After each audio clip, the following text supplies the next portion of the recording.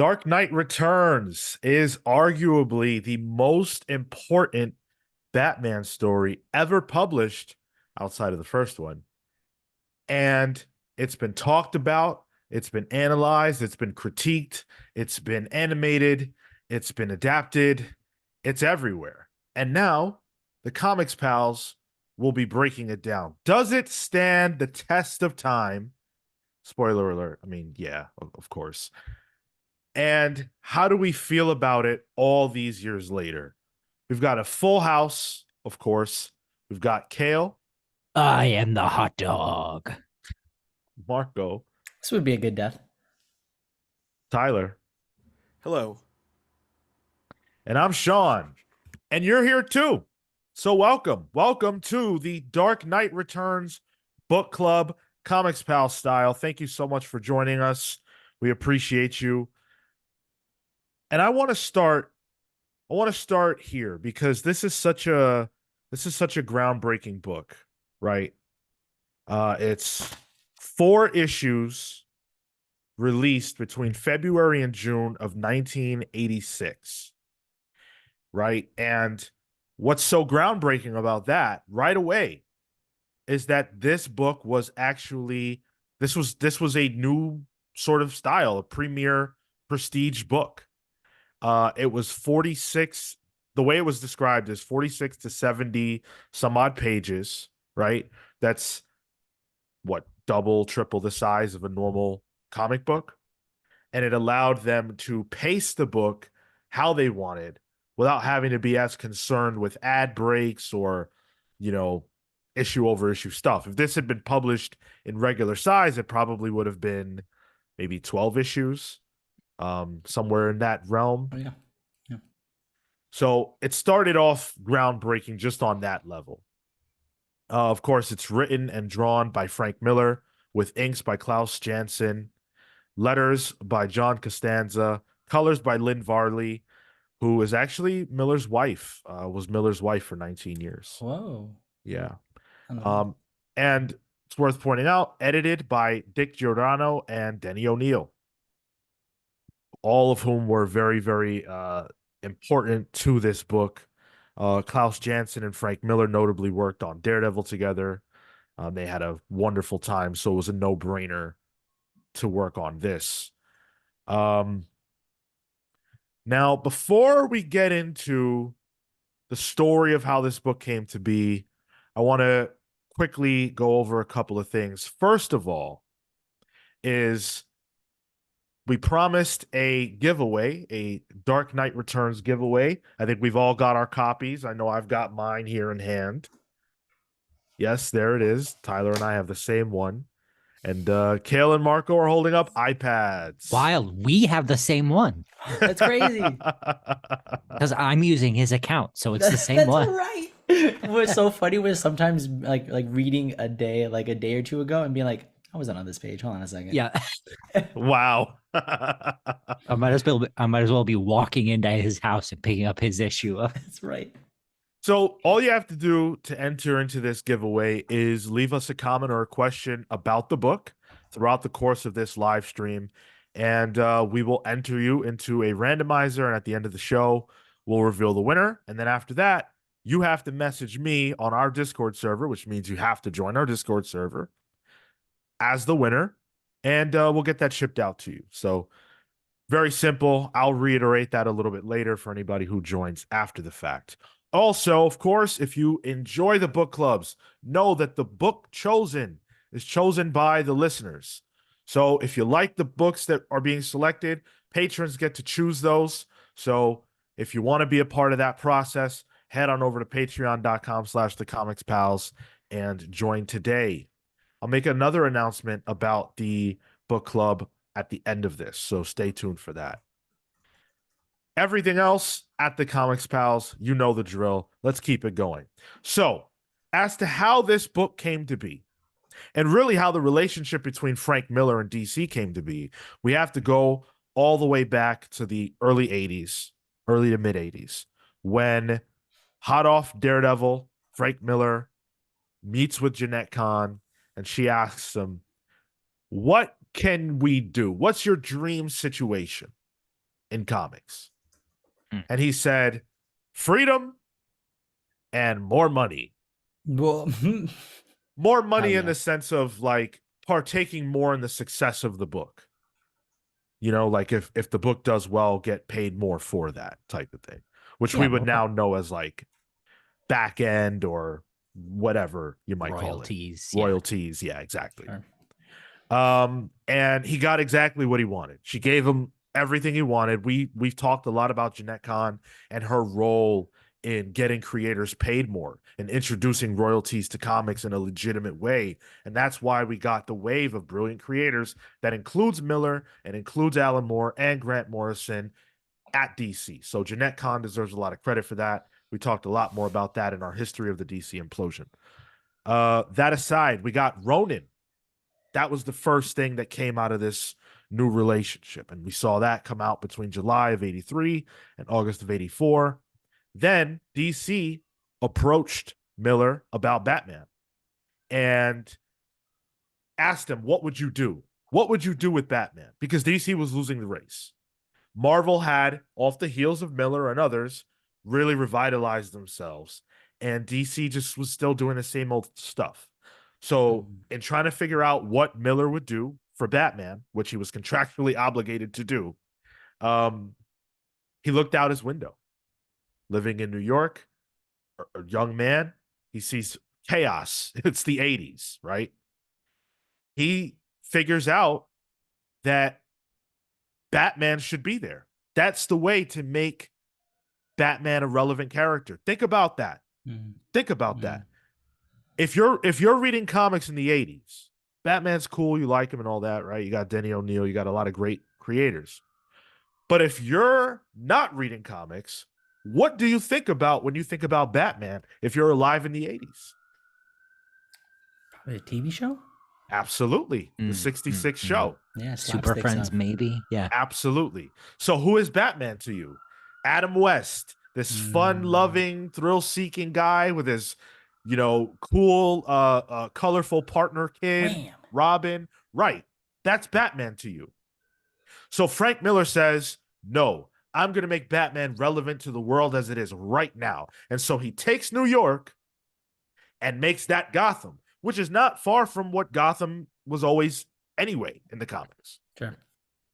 And he does it with Klaus Janson, who is his partner from Daredevil, where they had the rule about New York that it would feel like a third character, like protagonist, antagonist, land, environment type of thing. And they did the exact same thing here. To great effect. I think the city, the grime, the crime itself is all palpable, and the way that he uses that to build tension, even in the first couple pages, like heat as a metaphor in this book is incredible. Yeah, even the weather. Yeah, exactly. Like all of that is meant to be like, now that you say that in context, I can imagine like a muggy summer day, I hate that. And just the feeling of stuff sticking on you and you feeling dirty and just kind of like, I need to be cleansed of something. Think of the smell from as New Yorkers. That smell of that hot, wet city. Yeah. Yeah. And You know what's fun? Yeah, go ahead. Sorry, just on the subject of the weather, I think it's interesting that this was published February to June, and it almost does a 180 on the Oh yeah. on the weather. It's blazing hot as this is coming out in the book in February, but by June it's winter. On the point though of the weather, New Yorkers know, real New Yorkers know that it gets dangerous when it's hot. Mm-hmm. The hotter it is, the more dangerous it is.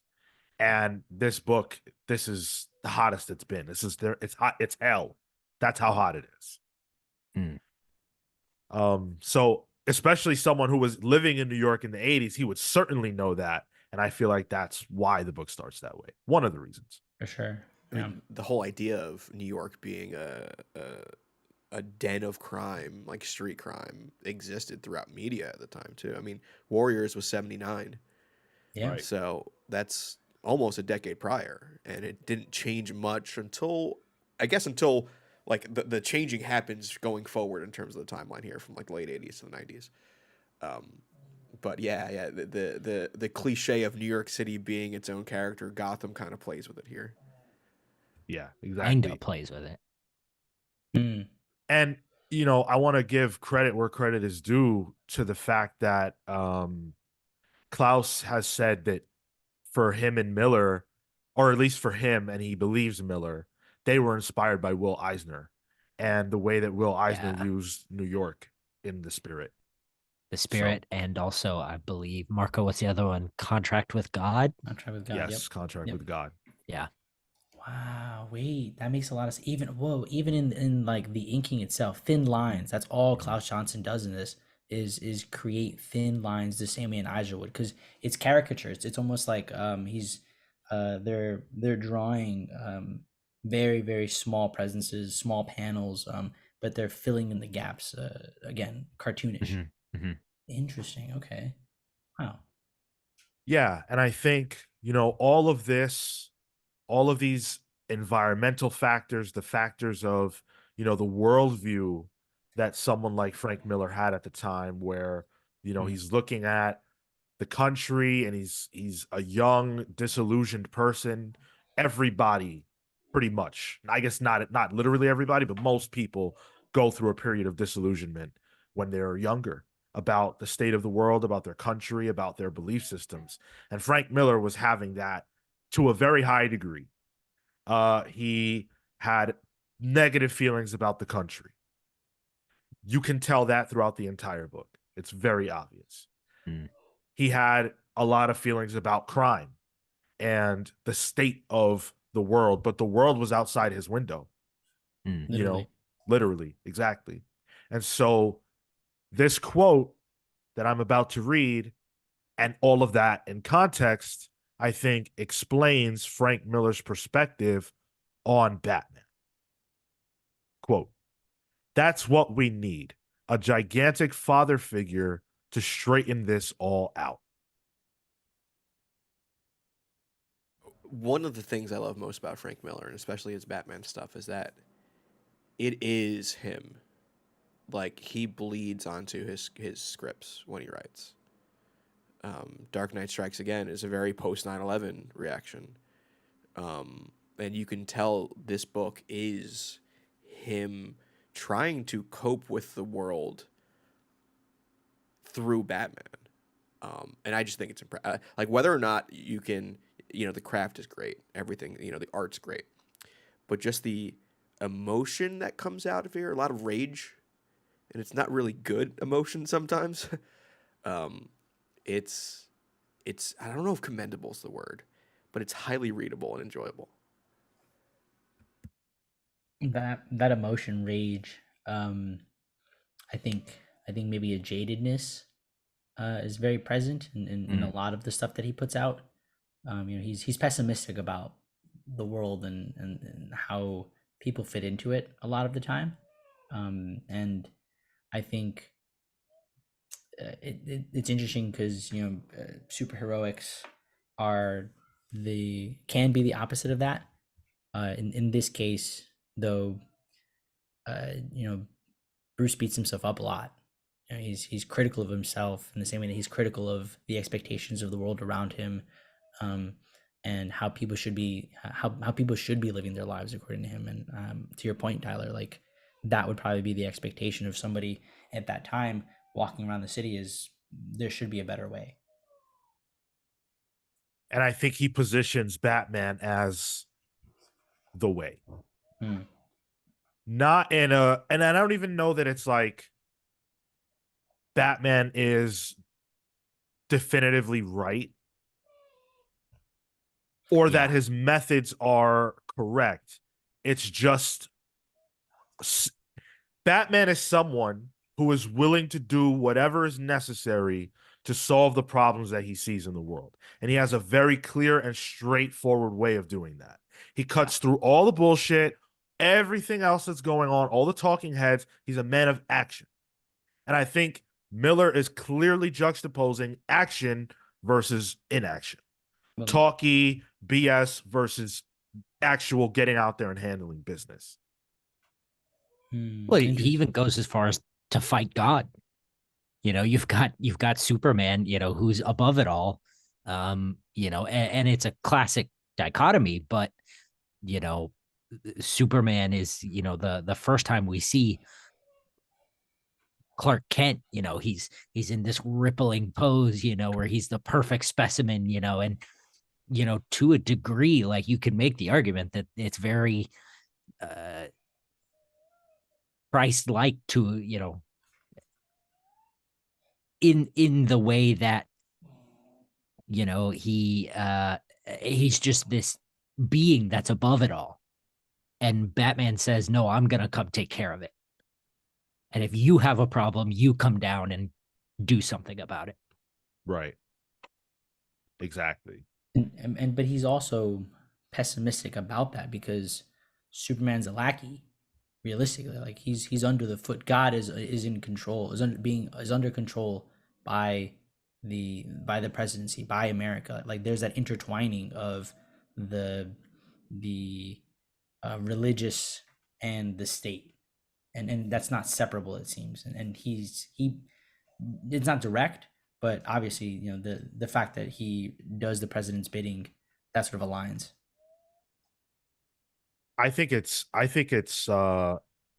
incredibly direct. I mean, God, the way that there's a sequence where you see Superman's, or rather, you see the American flag, right? Mm, And then you see Superman's chest, the symbol, yeah. and they're you don't know where one ends and one begins, type thing.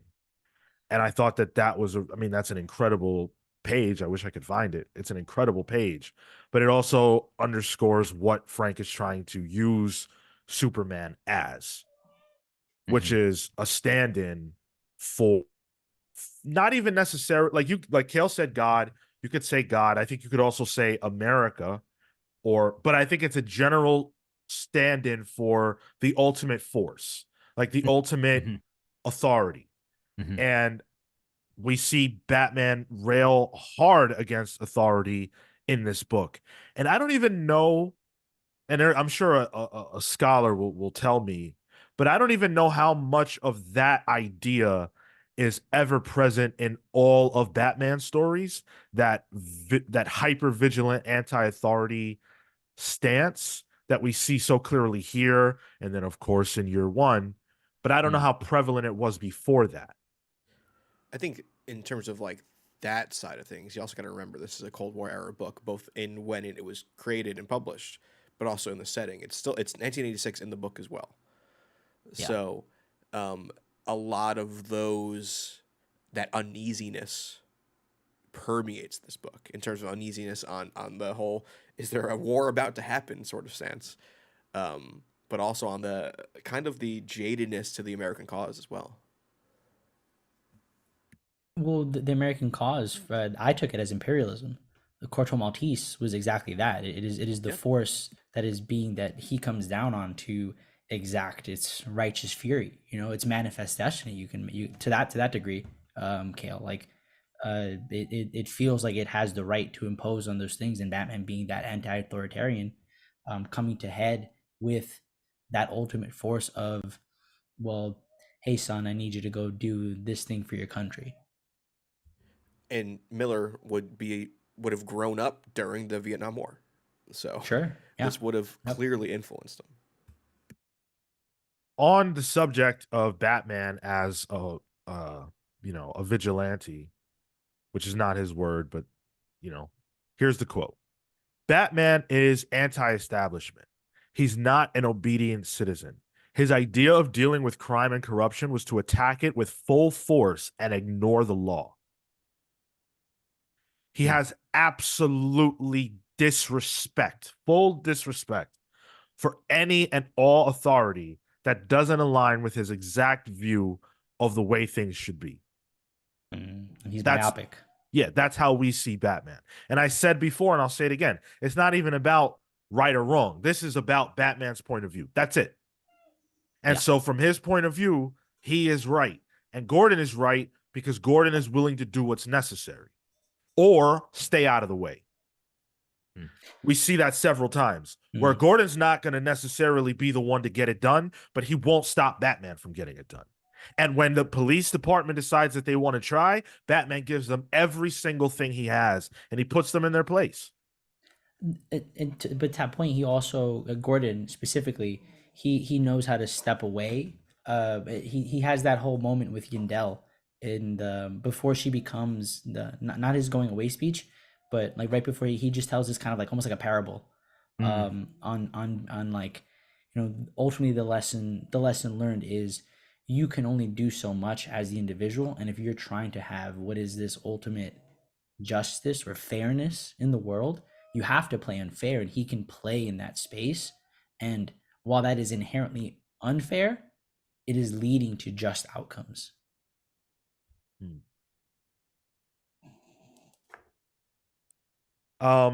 Yeah, so let's talk more about Batman. So this is a 55-year-old version of Batman who is 10 years retired after the death of Jason Todd, which it's funny because he hadn't died in the comics yet. So this predates that, and I was wondering if readers were influenced by this at all to vote for Todd's death when that vote ultimately came up 2 years later. Oh, interesting. Imagine like, yo, this book's fired. Make him dead. Make it happen. Yeah, let's Get make this it to come to happen. fruition. Yeah. Yeah, yeah. And Cale even brought up the crowbar comes into play here too, which is Yeah. like, all right, interesting. Which wasn't a thing yet. Yeah, exactly. Yeah. It felt like it leaned on it, but that's because I have 40 years of, you know, knowledge after the fact. But I feel, you know, it mentions that Jason died, but he thinks more about Dick than he thinks he Yep. he thinks more about the first Robin than he does the second. You know, in terms of like Jason dying is the reason he retired, but like after he sort of establishes that and he's like, you know, okay, Jason was a good soldier and I have the memorial here. He's all about Dick. I mean, Robin. Right. So I guess my point being there, I wonder how I do wonder how much that would have influenced the audiences, because to me Jason wasn't as present.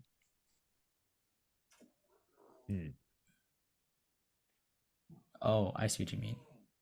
Well, Like but his exclusion as a character is his character in this book. Like the effect being it destroyed him enough to not to take the cowl off.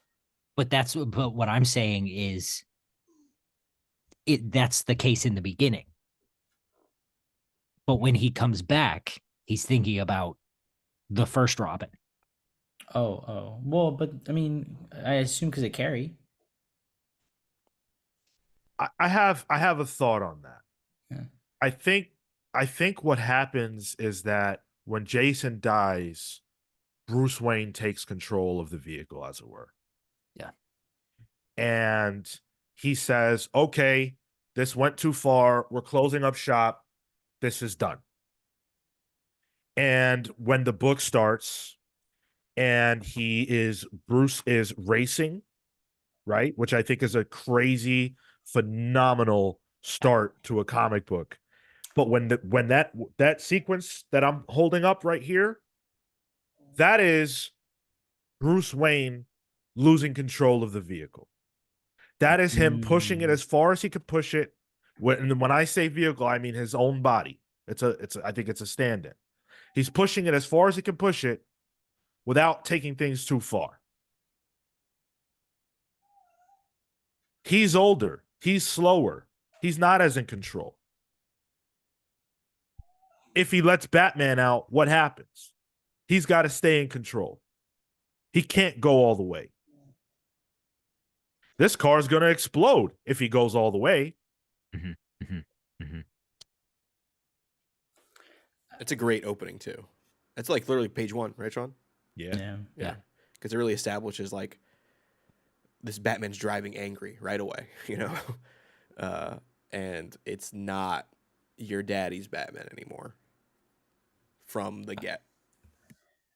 I've always liked the way that it starts thematically, but I've always felt that, and this is a critique across the book, is I've always felt that the paneling is so tight, and sometimes you lose fidelity, you lose clarity in some of the way that it's broken out. I structured, I think, and makes sense for the point of the story, but when it comes down to like functionally, I think it gets cramped. See, I disagree actually. Um, Mm. I think that tight paneling is used a lot during the news segments, which I guess Todd McFarlane decided to use in Spawn going forward.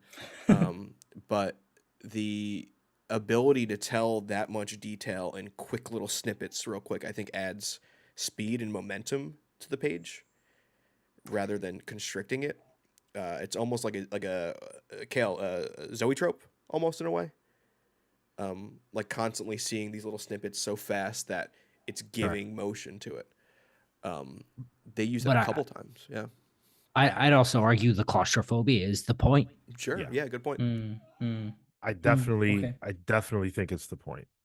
And I don't always think that it works. I think that there are times when it was just too much, where it's just like there's multiple speakers, there's multiple perspectives, there's not necessarily a shift in color between narration boxes to know Yeah. who's speaking at a given time. And I think all of those things are deliberate choices. I'm not Absolutely. suggesting that Miller Yeah. made any mistakes in terms of what he wanted us to get out of it, or rather what he tried to get across. Like I think that the claustrophobia is very deliberate. I think breaking the rules and conventions of traditional comics and making it so you don't always know who exactly is speaking. I think all of those are choices that he was making, but I feel like for me, sometimes it was just too much. It gives the right illusion to the reader, but it has the same effect on the audience as it does the characters. Like it's so much like all the time that you get swept away because it's so much all the time and you never really get a break from it. Yeah. Yeah, definitely. Um, so this is a version of Bruce Wayne, and I don't know again how much of this stuff is is coming from Frank or was already present in the DNA of the character. And I think that's what's so fascinating about doing what we're doing. A guest on our show before, I think it was Culver, Dennis Culver, I believe, said it's like being an archaeologist. Yeah, it was him. Yeah. Yep. And it very much feels like that because we're looking at this now, it's historic, right? And we know all about this. We don't necessarily know all the context of what came before this, which fascinates me. But that being said, um, you know, we don't know how much of Bruce's psychology had been examined before this. So the idea in my mind here with this version of Bruce is that he needs to be Batman. He has to be Yeah. Batman. But it's not because, in my mind, it's not because he's crazy. Or I don't think Frank is making any kind of like mental health statement with Batman or Two-Face or Joker. I actually think he's making fun of the idea that someone would make a mental health statement about them. I think that Batman is just an aspect of Bruce's personality and a part of who he is. That was, yes, created when he was a child, but it also represents the totality of his life experience, really. And so, of course, it would be difficult for you to conceal and reject an aspect of who you are as a person, which is why I presume this isn't the first time that Bruce has been in a high speed race where he could have died. I presume he does other things that are very risky. He needs to let this out. Yeah, there's a tension that needs to be released. I wrote it down as he's on edge. He himself is on edge and unfulfilled, and so therefore, because he's doing these things, he's trying to get as close to the edge as possible. Because later in the book, he consistently says, I could die here, right? Like, and that would be fine, because he's sort of looking for that out. Reading this as Batman edging makes me recontextualize things. Well, I think to go back to the point about what Frank Miller thinks about the psychology of these characters, I think that we can see that all of them are essentially on life support until they start expressing themselves. Bruce is actively trying to kill himself. Two-Face is he doesn't exist. And then when they fix him, quote unquote, he's a shell of himself until he decides to go and start killing again. And the Joker doesn't even have his face. He's blank until Batman comes back, and now he can be alive. So I don't think they're crazy in this comic book. I think they're just not living because they're not expressing themselves as who they are. It's like they're in a constant limbo state. Yeah. Yeah. Which that tenseness lends itself to the idea of the Cold War. That something's going to happen. We don't know when. And I don't know that anxiety of all of that kind of being built into the characters is, I didn't even think about that until you brought that up. So And yes, Go ahead. something's gonna happen. We don't know what, we don't know when, but damned if we don't have to go to work tomorrow. And then when it happens, everything starts happening. Yeah. And the heat wave breaks when Batman emerges. Yep. Rain comes down. Born again. Yep. Good self-reference. It's phenomenal. I gotta say, a break from the narrative. This is the most I've ever loved this comic book. Now I see the genius. Now I see it. Is that due to reading history about it, the contextualizing itself, like contextualizing it for the show, or just the way you read comics now? It's just a better read. It's so many factors. The last time I read this was many years ago. A different version of me with a different set of eyes, less critical experience and analysis, a different perspective on Batman and what Batman could be. And also, I just learned, I realized some things while I was reading this. Like, I was reading this and I was like, you know what? I get why I didn't like this as much before, because it's weird as fuck. Yeah. Wait, And I've realized, oh, this is satire. Not all of this is meant to be taken that seriously. Like, if you really look at the talking head segments, it's totally shitting on media. It's 100%. actively parodying media. There'd be a Tucker Carlson one if this was made today, Yeah. The president is literally Reagan, right? Or Nixon. Reagan. Reagan. Yeah. And he's a zombie. Mm-hmm. I was like, oh, this is totally making fun of the whole thing. So the things that feel over the top are deliberate. Mm-hmm. It's not goofy. It's the point. That helped me a lot. So, Sean, we did a book club 2 or 1 book club ago for Sin City, another Frank Miller joint. How does this feel in comparison to Frank Miller's other works? Now that he has more of a sandbox to play in that's pre-established in a way, even though he reinvents it completely. I'm glad you brought that up, because that was another thing I wanted to say. Reading Sin City also helped me to understand this.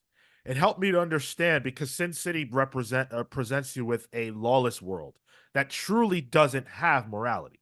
So you have to look at the actions of the characters through that specific lens, and you can't really bring your worldly view of things to it. You have to leave that out on the outside. And I felt similarly about this. You have to come into this book prepared to accept the fact that it is satirical, that this is through the lens of Batman, and that it's not necessarily the case that anybody's perspective is right. It's just force against force, and Batman is the absolute force. It's so funny to me that at least for me historically, uh I read Strikes Again first. That was my wow. first exposure to Frank Miller, and Yeah, same. I think that was maybe my first exposure to Frank Miller, actually. Um, and so I went backwards, and I still kind of came back around to where you are. I think it's really interesting. Yeah, I'm really glad that I landed at this place, especially now because this is a brilliant book. There's so much good here. It's crazy. Uh, so I want to talk about the villains and what Frank was trying to do and why those villains were chosen. And when I say villain, I really just mean antagonist to Batman, anything Hmm. that's in his way, basically. Um, so you have Two-Face, you have Joker, you have the mutant leader, you have the Gotham City Police Department, and you have Superman. And Superman is a proxy or a stand-in for the government, for America, the United States, whatever. I think this is my theory that just like Morrison wanted to make Batman into a myth, and just like Alan Moore wanted to make these characters mythological, I think this was Frank Miller's attempt at doing that by putting Batman through the Mortal Kombat esque tower to ascend and become a myth by defeating every level of everything in existence. An Olympian. Yeah, he defeats the limitations of his own humanity by being a 55-year-old man who's able to go out and beat the shit out of the mutant leader who is at the prime of physicality. Mm. He defeats the limitations of identity by synthesizing his identity and defeating Two-Face. And then he defeats society by defeating the mutant leader and the Gotham City Police Department. He defeats America and God by beating Superman. And the death that he has makes him immortal because even though he's not dead, he inspired all of Gotham to carry out his will. And now his symbol is a myth. Mm-hmm. I'm just picturing a Mortal Kombat esque tower of him beating all these little bosses until he gets to Superman. Yeah. I like. Sorry, go. Well, so I want to put forward maybe a slight correction, maybe a different version of the events. So I just wanted to go back and look at what the actual events were. So he does Two-Face first. And I think you said that. I think that's him defeating himself and accepting his role as Batman. Yeah, synthesizing his personalities. He can't beat the mutant leader until he gets Robin back. Which is more of Batman becoming Batman at that point. Yeah, I think so. Just talking about how Two-Face is in this, and that is the way of Batman kind of shedding his human skin. I wonder if that influenced Hush down the line, even the design of it too, with the bandages. Yeah, absolutely. Yeah, Sure, absolutely. I caught that this time around. Because he also Harvey also is he gets surgery and is fixed. The other thing, though, about Batman's encounter with the mutant leader is that he says that the reason he couldn't beat him the first time is because he was not fighting a fight he could win. And he had to change his tactics to get that W. But yeah, so why do you guys have a different angle or lens as to why these were the characters that were, or these were the antagonists that were chosen for Batman here? I think it tracks. I think your reasoning tracks. Honestly, it feels like constant escalation. Right. You know, going from street gang to Superman, there are points in between that make sense. I feel like it for me it was mixing classic villains and classic characters. I never actually thought of it that way. So, but that makes sense in terms of the way he has to progress into his own, into his own person, and then also into whoever he's going to be to impart that sort of legacy onto others. So for me, I'm like, oh, Two-Face, classic villain. That makes a lot of sense. Mutant leader, you got to have a new villain in this new world. That makes sense. Superman, because they're one of the big pillars of DC. That makes sense in terms of inclusion. I was a little more practical about it, and then Joker's, obviously the guy, right? The villain, and so yeah, that just made sense to me. Yeah, go ahead, Cale. I was going to say, I guess just to sort of add to the end of this, the death of Bruce Wayne is the end of the book in both a metaphorical and literal sense. Oh, sure. Like Okay. he fights God and the man loses, but he's pure Batman after that. Which is more symbol than man at that point. Right. Yeah, absolutely. And I think, I wish I had something more interesting to add onto your analysis, but I think you're spot on. yeah, the only thing that I think to add on your point, Kale, with Carrie, was him coming back initially also helps to instigate the next wave of people who understand that goodwill is sort of the thing that needs to happen in order to change what is going on societally. That's a personal belief on that end, but for when they get that, for when Carrie gets that first glimpse, she's like, oh, this guy's back. That means that the potential for good is back. The potential to correct the things that she's lived her whole life being and experiencing can change. And she has that confidence to change.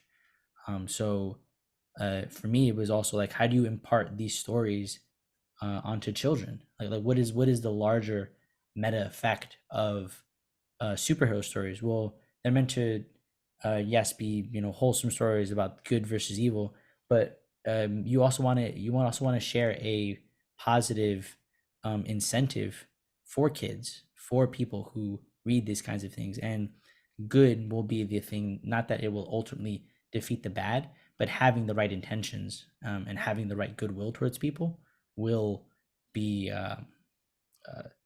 will lead to that sort of success and that kind of hope. So for me, when Carrie gets introduced, I love that, especially in this reading. I really felt that, oh, she saw that because she is a good individual, and that the city didn't crush her. She just needed the way out.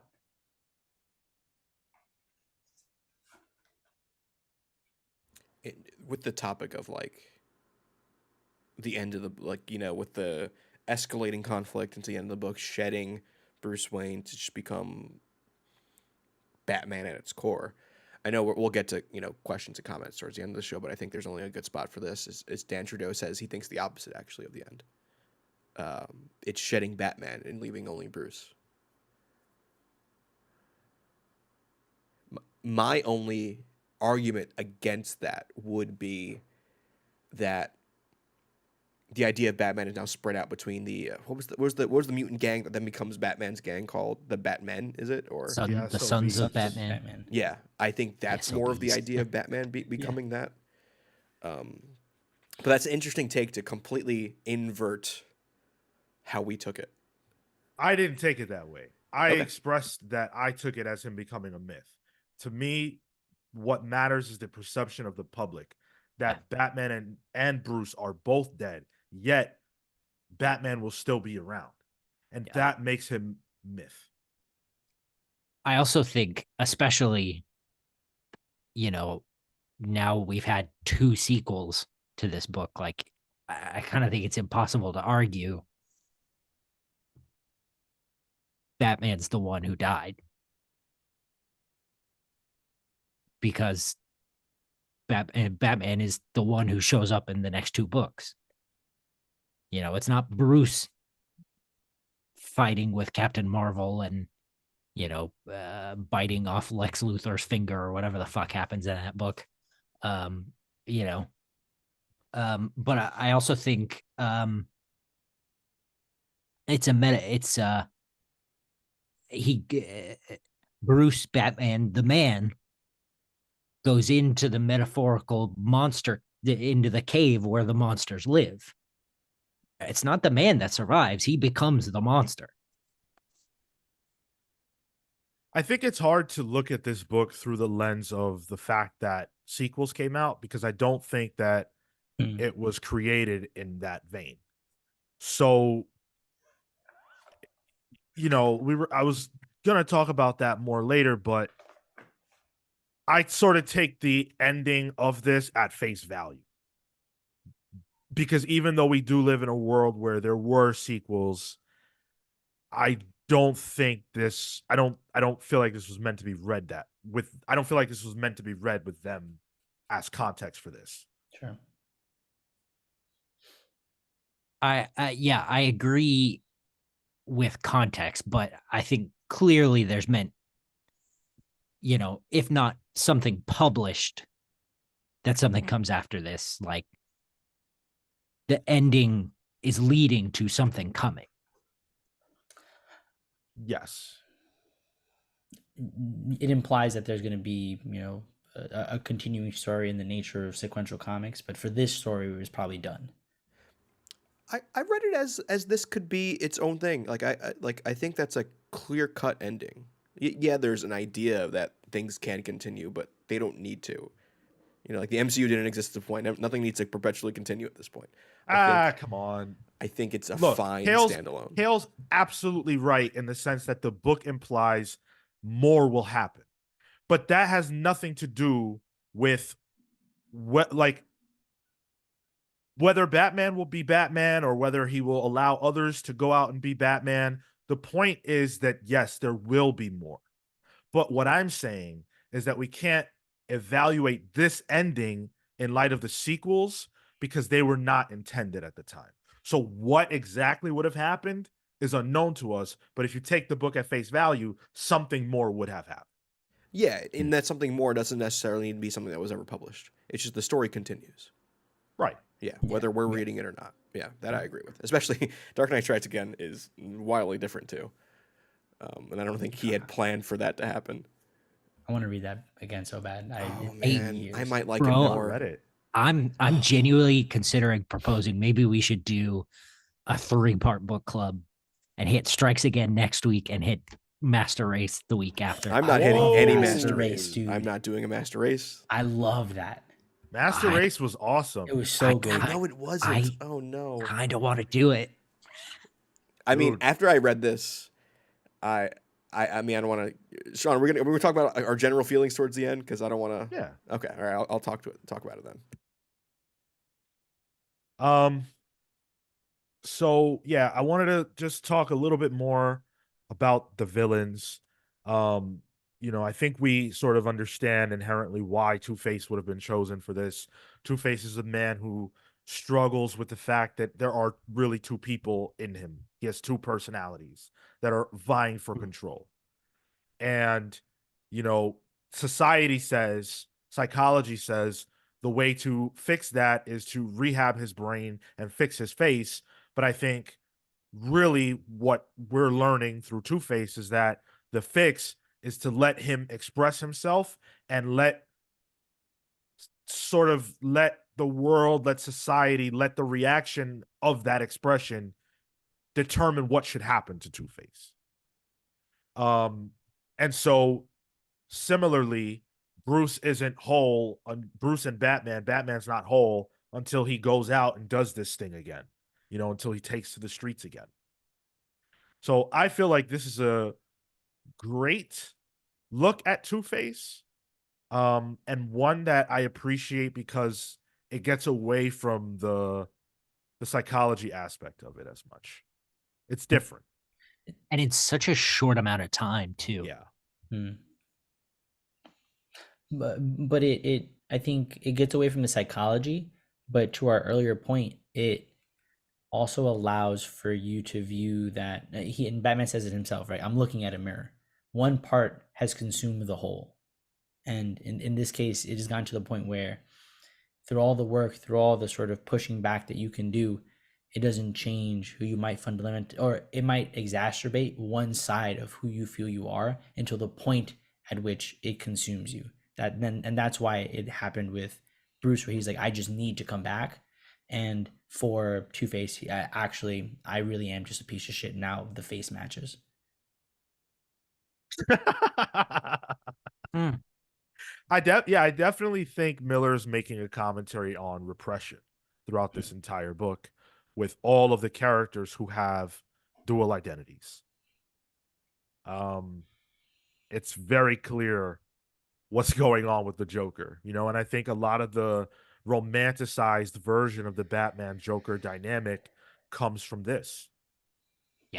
Yeah, I mean, if he feels androgynous throughout this run as well. So like David that, Bowie, right? Isn't that the probably. physical inspiration? Oh, I suppose. I see some of it. Yeah, I love the Zoot suit, by the way. Big fan of Zoot suit Joker. Really cool. And it's David Bowie or David Byrne with that great big Oh no. Marco, you didn't finish your statement. Did you want to? No, that was it. It just the androgyny of it. Yeah. Yeah, totally. The mutant leader, believe it or not, was my favorite villain of this whole piece. Oh, he's pretty cool. Was I the nips, re- Sean? Was the nips? The Ren and Stimpy-esque nips? No, it was the bandage over the nose for the Oh my God. half of his Oh, yeah, run. true. No, what I loved about the mutant leader is that first of all, he's the only antagonist that's not a pre-established Batman villain. And he represents progress in a negative way, right? Mhm. And again, the book is from Batman's perspective, right? And so Batman at some point, I believe, maybe it's either Batman or Jim, but I'm pretty sure it's Batman, remarks about how crime used to be something that made sense to him. People were robbing for money. They were taking purses or whatever. And now these new criminals are lawless. To me, that sounds very much like what an old person would say, evaluating the newness of something and juxtaposing it with the way things were when they grew up. Yeah. There's no way that Batman thinks that. Like, in his era, you already had the Joker doing mass murder. You had all these crazy villains doing crazy things. So that's my read on it. But the mutant leader is a perfect physical specimen who's clearly not dumb. He just doesn't care about anything. He's all about strength. He's pure force. It's the force of his youthful ignorance and stupidity versus the force of Batman's, elder strength and knowledge, knowing the way things ought to be. And it's those two things mashing together. And he overcomes that. His will is undeniable. Even his age, even his creaking bones, even his lack of speed, none of that is enough to beat the fact that his will is just greater than the mutant leaders. What I like about the mutant leader, because I'm with you, Sean. I like the mutant leader. Not even just from like a design aesthetic. He looks ridiculous. He looks like a Mad Max villain above anything else. But I like the fact that it is a representation of street level Gotham crime. And previous to this, it's always been gangsters and mobsters, and there's been almost a rule book for that. It was almost understandable how those people would work. I mean, year one isn't until 87, so it's not until a year after this is published. But the mutant leader is now the antithesis of that. It's chaotic. It's wild. It seems, at least from Batman's perspective, because that's how this book is written, to not make too much sense, and it needs to be controlled, and that's what Batman does here. I was going to counter Sean, with similar to Tyler's point on like the petty crime was not that. Petty crime has changed, and that's sort of the commentary that Bruce is making, is that previously it was because somebody was hungry and needed to make ends meet or something like that, whereas now even when two of those mutants approach him, they recognize that Bruce is kind of looking for it, and it's like, oh, this guy's into it. Like, we were into it for the sake of being into it, not because we needed something from him. But now that energy is sort of being met, it's wards them off. But then I was thinking, but then you have friggin' Two-Face's lackeys, right? I'm sure you had Joker's lackeys who, to some degree, would have had to accept the zaniness of their own crime in the context of, well, I'm doing it for a supervillain. So I think it's a good point. I think people always feel like things are, it's the halcyon days, right? Everybody looks at the past with such rose-colored glasses when it comes to certain things, and it makes a lot of sense why Batman would think like that. He needs a motivator to get him into action, and these mutants are perfect for that. The thing that gets him into action, I was curious. I had wrote down if you guys had a specific word that you could ascribe to that feeling that he had that finally took him over to the edge, because they don't say something, or rather Frank doesn't actually put a word to it. It's all done through the visuals, through the intensity of his reactions, but it's never a thing of like vengeance or rage. Or so I'm curious what a word you guys could use to describe what that change for him and feeling was. The going over the edge in what sense? Like the Joker bit or the Superman bit? Like the No, final early, climax? like the first issue where he was reflecting on him falling down and discovering the cave, and then the bat that breaks through the window that finally convinces him, I need to become the Batman again. What is this version of Bruce Wayne's inciting incident? And what is that? What does that feel like? I mean, obviously Miller explores that more in year one, in a more continuity-based way. It's funny, I don't even think about Batman's origin too much in this book, honestly. And for me, this is such a pre-established character, and then an evolution of that pre-established character, that that's what I focus on. But I'm curious. I don't know if I can actually pick a singular word to describe that. Because his origin is for his parents, right? But it's no longer about salvation. That is no longer the reason that he has become Batman, and he's looking out. And to me, it felt almost like, and maybe this is digging into Miller's perspective, but it felt like pity. Like he pities the world and what it's become, to the extent that he needs to be that action to change it into something that he could potentially be proud of. I guess the word I would use would be control. Then I don't think it's. I'm not reading it as pity as much as the world exists the way it is, and only I can fix it. I really look at I look at Batman in this book through the lens of this Frank Miller quote that I read earlier, that I'll read again. That's what we need, a gigantic father figure to straighten this all out. He's looking outside his window in real life and saying, whoa, this is crazy. Wish we had Batman. And now in this comic, here is a man manifest, an old fatherly type of man, to kick the shit out of these youths who don't know any better. Yeah. And so I guess if I had to boil that down into one word, shoot, I don't know. Because I'm sure we can feel it.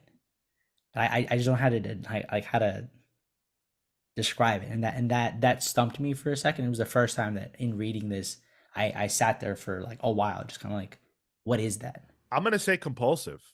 To be honest, I think Batman is compelled to do this in this book by his inner turmoil, his repression, and the fact that he's not happy living less of himself. And I think He needs to do this. And it just so happens that a scenario has presented itself in Gotham that necessitates Batman. Thank goodness for that. I think he needs to do this. And so he's compelled to. I go with compulsion. Yeah, I can't come up with a one word thing, and I'm not gonna pretend to, but it reads to me like sometimes like uh people who are gay will talk about like their awakening and then like their acceptance of their new identity, and then they have like this second uh adolescence Mm. where they go out and especially like older uh LGBT people, they'll go out, they'll start going out to clubs and they'll start living the way they would have back when they were young again. So this book is the coming out of this version of Batman, which I think persists through the modern day, honestly. Also, real quick to the idea of an origin, I think the first book of this is an origin unto itself. I think it represents the origin of the reemergence of Batman. He's reconfronting things that initially motivated him to be Batman. He's reconfronting the reasons why he's no longer Batman. And scenarios are now presenting themselves to make him that again. And I see a lot of I think he's sort of even delusional in this, where I think he's seeing things that aren't even there. Like those times we see the bat, flying through the window or things like that. I feel like those aren't real things that are happening. I think he needs this that bad. Otherwise, he needs an exterminator. Yeah. Yeah, he's got a real problem. Let's talk about Carrie Kelly. We haven't talked about her too much. Love and her. She's the new Robin for this book. I think Carrie Kelly is a character that has stood the test of time in terms of people's enjoyment of her character. Not that she's had a ton of appearances since this. Go ahead, Kate. I think it's interesting because this book is so Batman focused and Batman's journey. I don't find Carrie particularly, like, obviously she's relevant.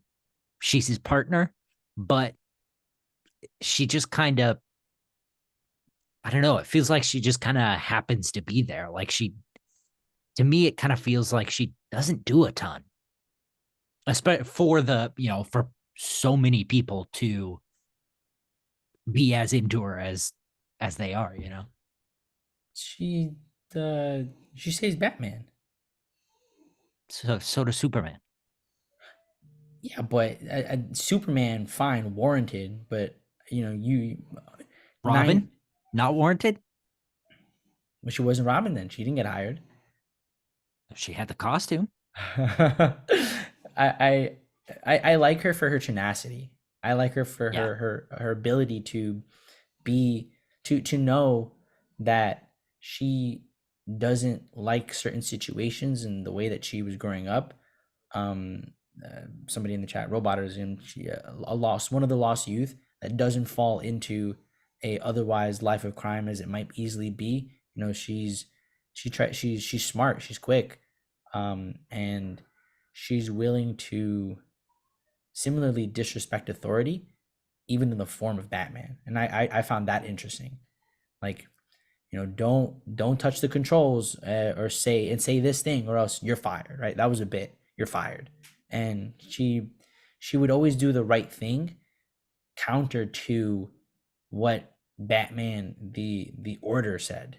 And I think that for me, in reading this, was him testing her ability to be and see when she needs to say no to certain situations, and actually should be who Robin is. Robin's character aside from being Batman's sidekick, is also one that helps and saves individuals, even when they're not allowed to, or the permission is not granted.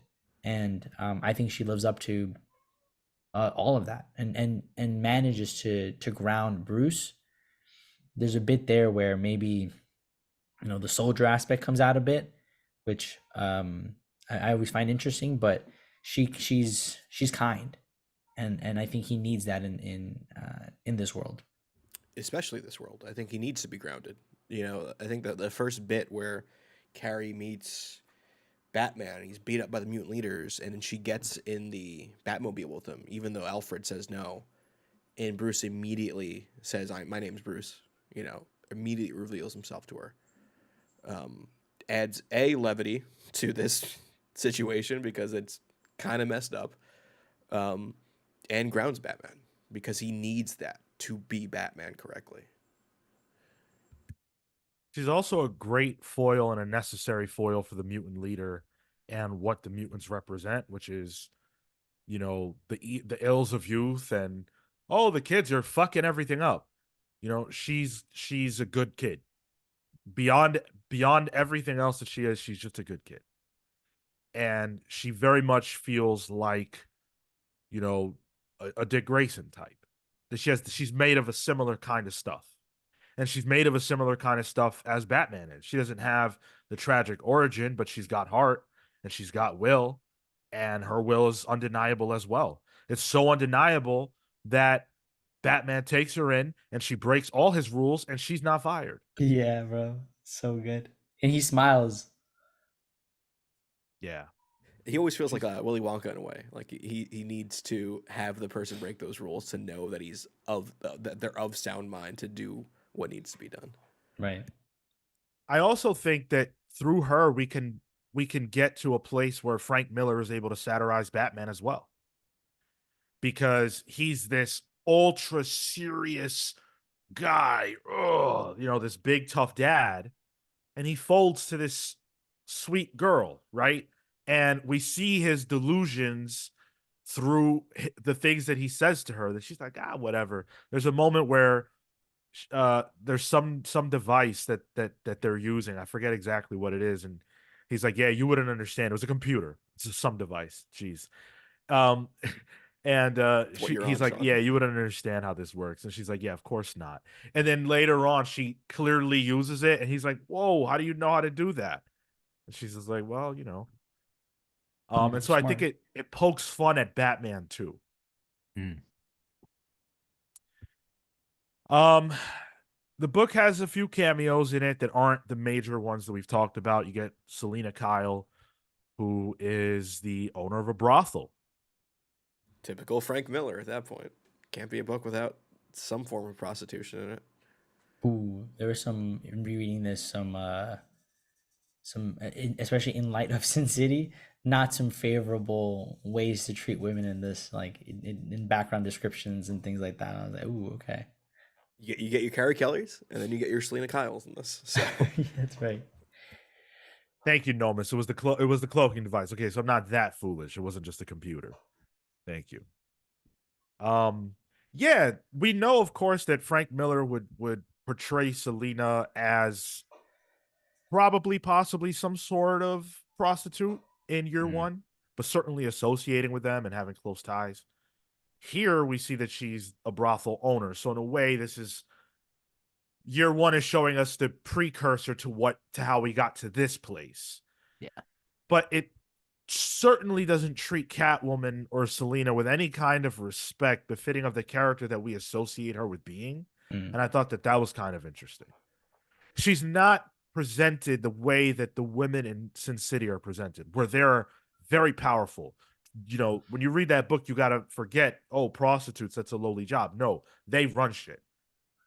Though the women in that book are strong. Here, Selena doesn't really get to do much.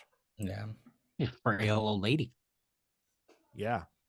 I mean, the phone call to that frailty, that voice message, it's Selena, I'm lonely. Like, that's all she gets. Yeah.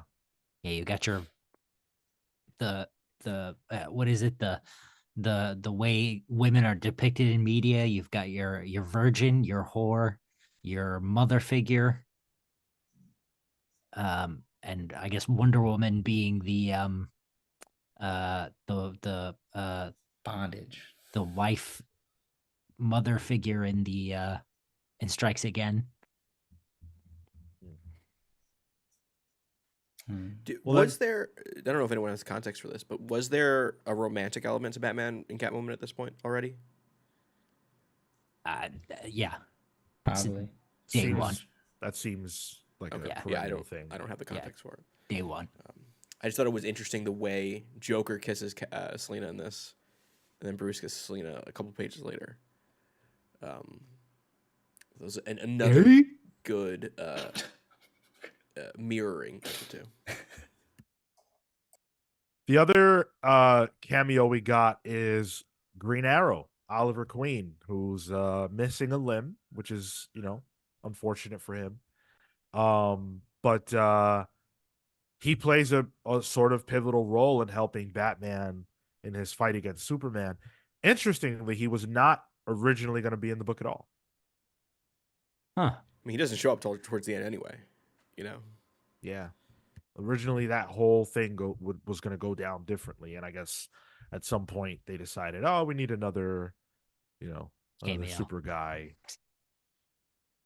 Huh. It's funny because he shows up in Strikes Again.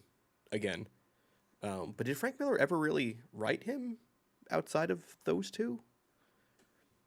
So I like the Singular. voice that he has for Oliver Queen in this a lot.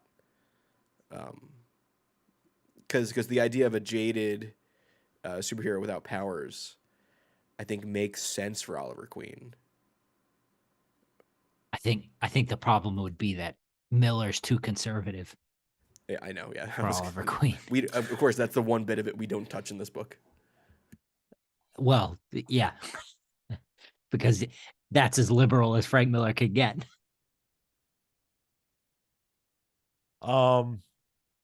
Dan asks, how would you characterize the new police commissioner? Might as well get to that. Punchable. I like her. Yeah, I liked her fine. She doesn't really get to do a whole ton, but I appreciated her character when she comes into Gordon's office and she's like, I'm ready to work, and he's like, well, the job's not ready for you yet, and she's like, I'm ready to do anything. Yeah. She's not as much of a patsy as they think she's gonna be. She wants to do the right things. And that's why I think Gordon gives her that speech, because he mentions, I've seen your record, but they probably just hired you because this is your stance. And she's like, yeah, but I know that I'm more than that. And then he's like, I think he sees a level of potential flexibility that he had to learn, the hard way, and that she could potentially be ready to learn the hard way, or has the capacity to learn. And so I sort of saw that as like a good passing of the torch. I like that. I liked her a lot. Oh, okay. Dan meant as a woman character. I see what you mean. Yeah, she doesn't get enough to do to really like, for me anyway, to really evaluate that aspect. Selena is treated, I thought, really badly. I think her name is Ellen. Yeah. She fares a bit better, but she's not really a focus. Yeah, no offense, I don't really look towards Frank Miller's work for shining examples of female characters. Yeah, I had a quick, just a vague quick Google of those tropes I was trying to come up with, and the one that stands out to me that I missed is the career woman, which I think is a polite way of saying that she is not interested in any of the other angles that were covered. Yeah. So okay, So the way Sean's looking at me real confused, so I'm gonna have to just go there.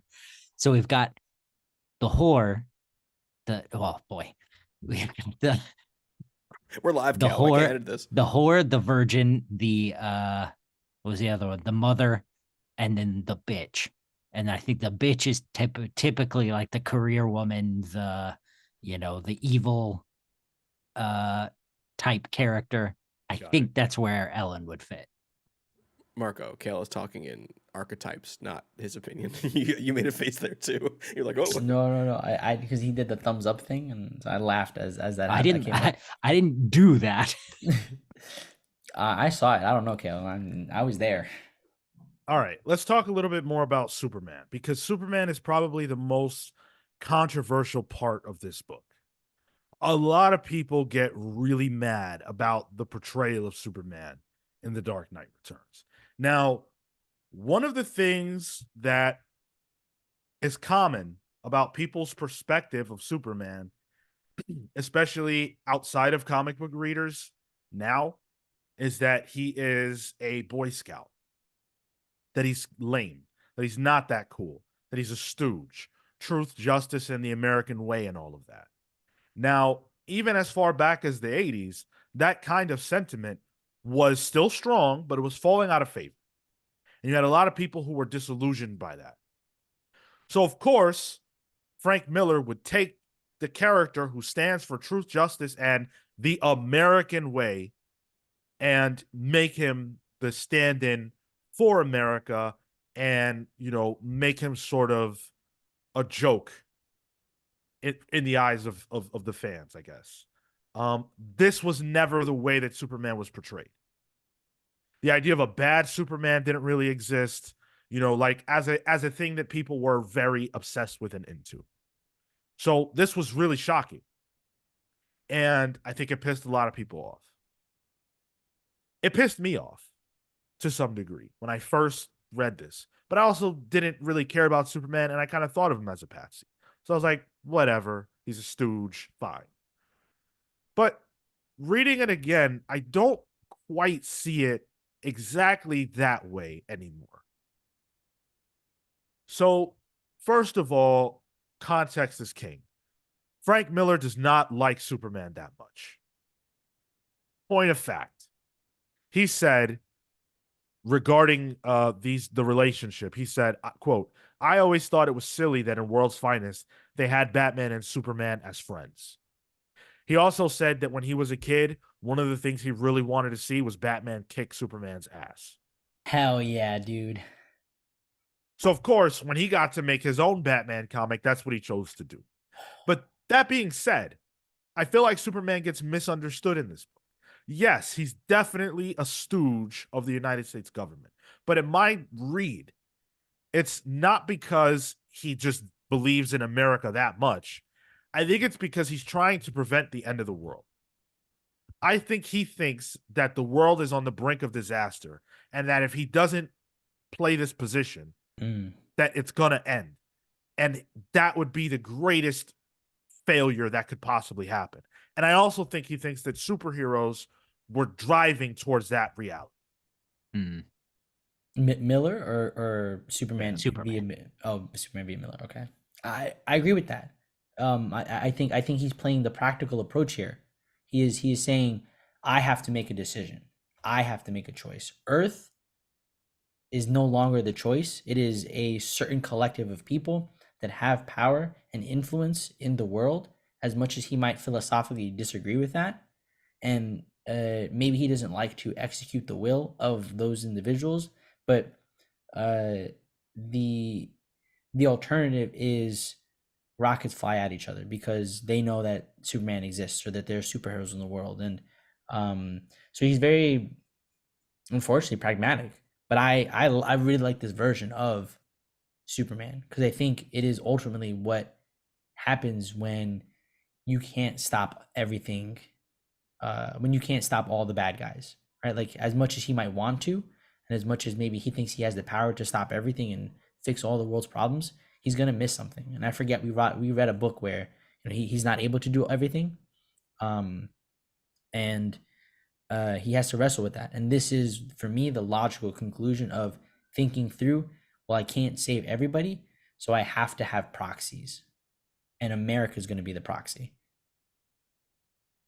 One of my favorite sequences in the entire book is when the missile explodes and Superman is impacted by that, and the sun is out, and he's talking very clearly to the Earth in his mind, and he says,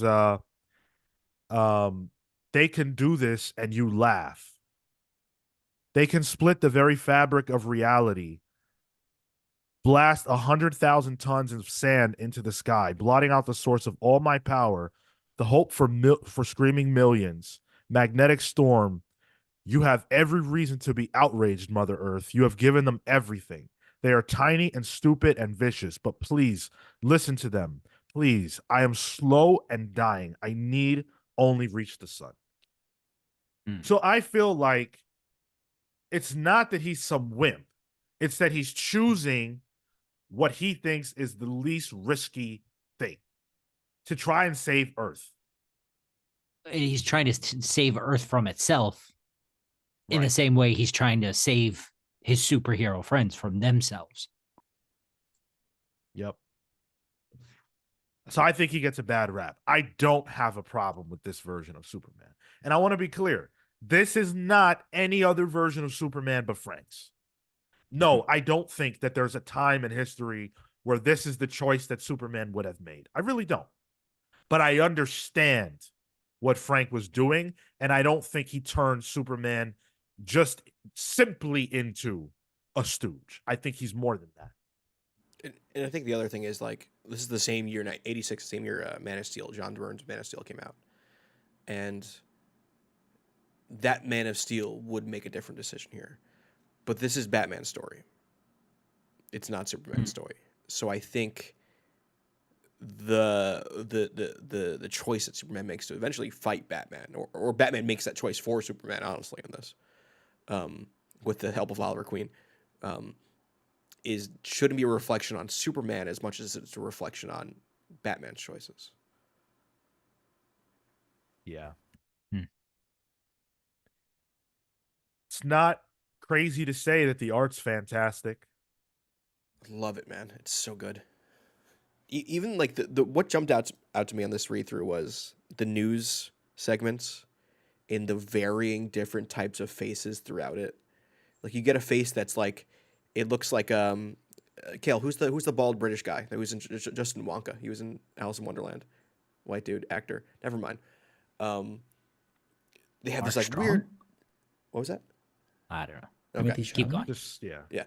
They would have these like weird, like almost like undetailed faces where it's just a couple lines, that insult you're easy to draw. That's what these people look like. But they're so recognizable. Like when you Yes. see them Yep. again, and you know who it is. And the couple of pages that really jump out to me are obviously the horse scene, that big splash page of Batman on the horse. And that whole mutant fight scene, which is probably why I like the mutants as much as you, Sean, with how muddy it is. The characters themselves look muddy already, in the sense that their skin is kind of gross. Everyone looks a little wrinkly, old, disgusting, and you add a literal mud fight scene onto it. Just the grittiness of it was so good.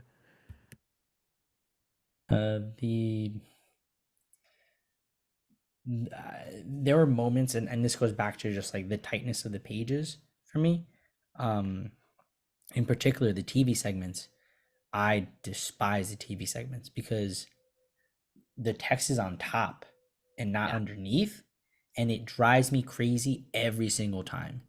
Because that I don't understand why he made that choice. It is obviously an artistic choice, but it throws me off every time, and I have to read those pages 2-3 times over, and that's not how they typically are presented in comics. So he kind of goes counter to what you'll typically do. Things are usually at the bottom if it's not in panel, so that way you can keep a sequential flow of image to text versus text to image. I don't know how you guys felt about those moments, but I know for sure that was a frustration that I always have reading this book. I didn't get that. I didn't catch that didn't catch me rather. It caught me, but it didn't hamper me. Like once I saw it and I registered it, I went, "Oh, my bad," and kept going. I think it was Amin earlier asked like what I think about this. The excessive, well, maybe excessive word balloons and the news segments and all of that. I think by and large, all of it is effective at conveying what Miller is trying to convey. Media plays an important role in our lives, and it has certainly since this book was written. And I think he's saying something about that. But I also think it helps to give us information that we need to get without having to devote too many panels to showing us that information in maybe a more interesting way. But I do think he goes over the top also. I don't think it's perfectly done.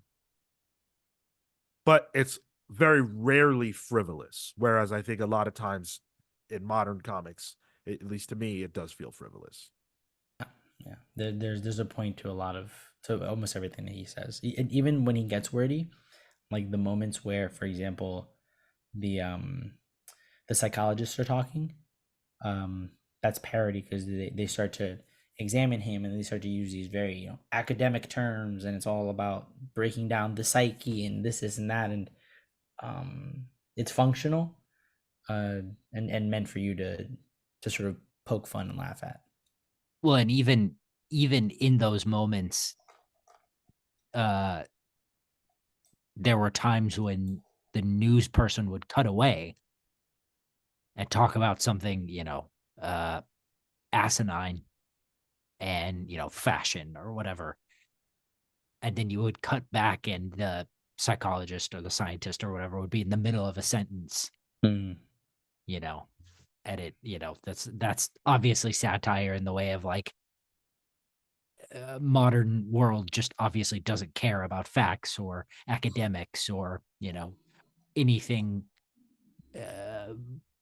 more broad or complicated than what's in front of them immediately. Mm. There are so many iconic images in this book. I mean, so much of the visual language of Batman was, what if you don't want to say defined by this book, certainly I think we can say refined and, Mm. represented. It's funny that the one of the iconic panels is the Batman breaking the shotgun and saying we don't use the weapon of our enemy. And I didn't realize it is a small panel on a page. Yeah. But like that one's been shared since I've been reading comics, and it's like in the trade, it's like the inside of the page, so I had to like stretch out my book a bit to be able to see the whole thing. Same with the cover of your book. That panel of Batman is that reflection panel that we were talking about earlier in his conversation with Two-Face. Mm. Teeny tiny panel. Batman riding the horse. Yep. Obviously, the lightning. Yeah. There's just so many. He just understands the way Frank does to present Batman in a way that evokes every single thing that Batman is and make it look cool as hell.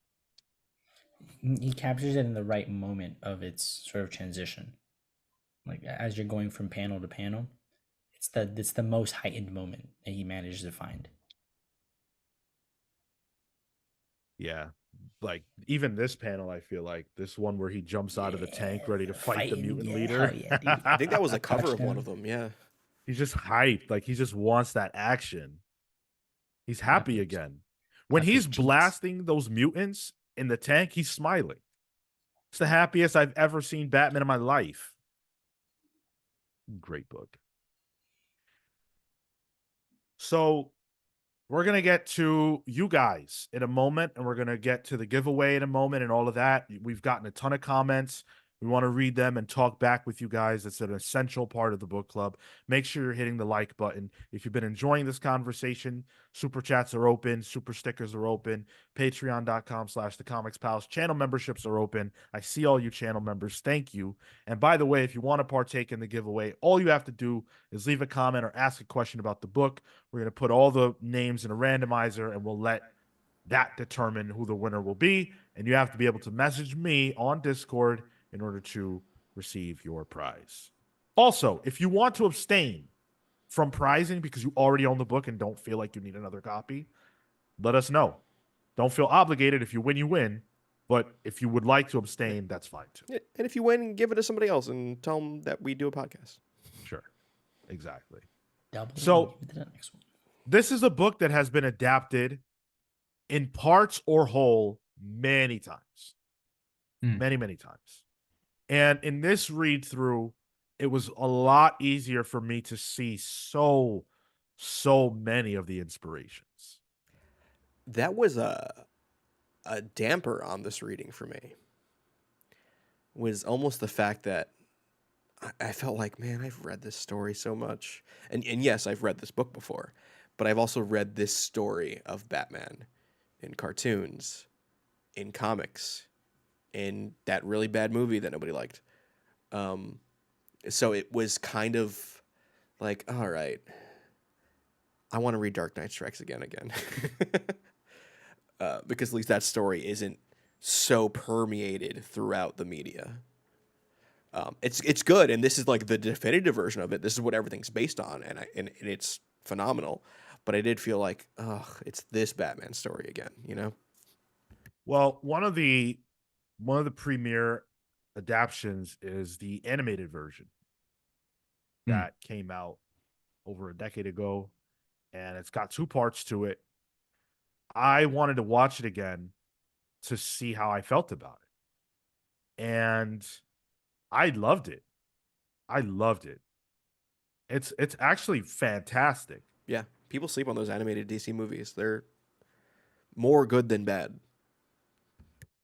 Like it doesn't nail absolutely all of the context of this book, but I think it gets very close to doing that. I was surprised. I actually watched it before I read this.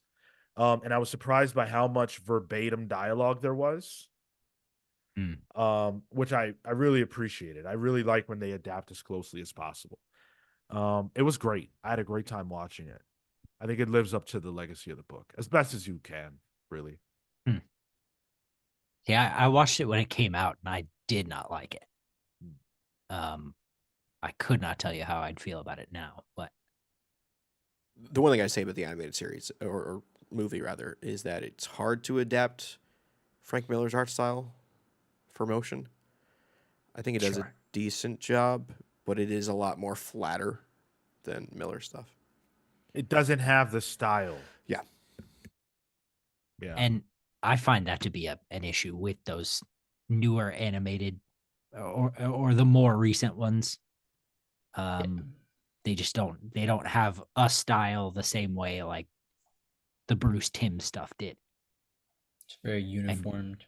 And growing up on so much of that, like seeing these people that actually look like people, it's just not, not as good. And then you look at something like The Dark Knight Rises, which, I mean, I never realized this before, but the mutant leader is Bane. Batman has the same sort of trajectory and reason for why he's able to defeat Bane as he does the mutant leader. When he fights Bane the first time, and again, what I'm about to tell you is a part of a very large theory that I have about The Dark Knight Rises, but we'll never get into that. So when he fights Bane the first time, he has the same energy as he does in this comic, where he's excited to be Batman again. And he feels like he's 30 years old and he's Superman and he can do anything. And then he comes across Bane and he gets the absolute shit kicked out of him. But he's fighting Bane's fight. He's fighting a man who is much bigger and stronger than him with his hands and feet. Like he's just going to outmatch Bane physically. And he can't do that. So he loses. And then the next time they fight, he applies strategy. But not only that, he synthesized himself, which is a part of my larger theory, and become more Batman than he's ever been.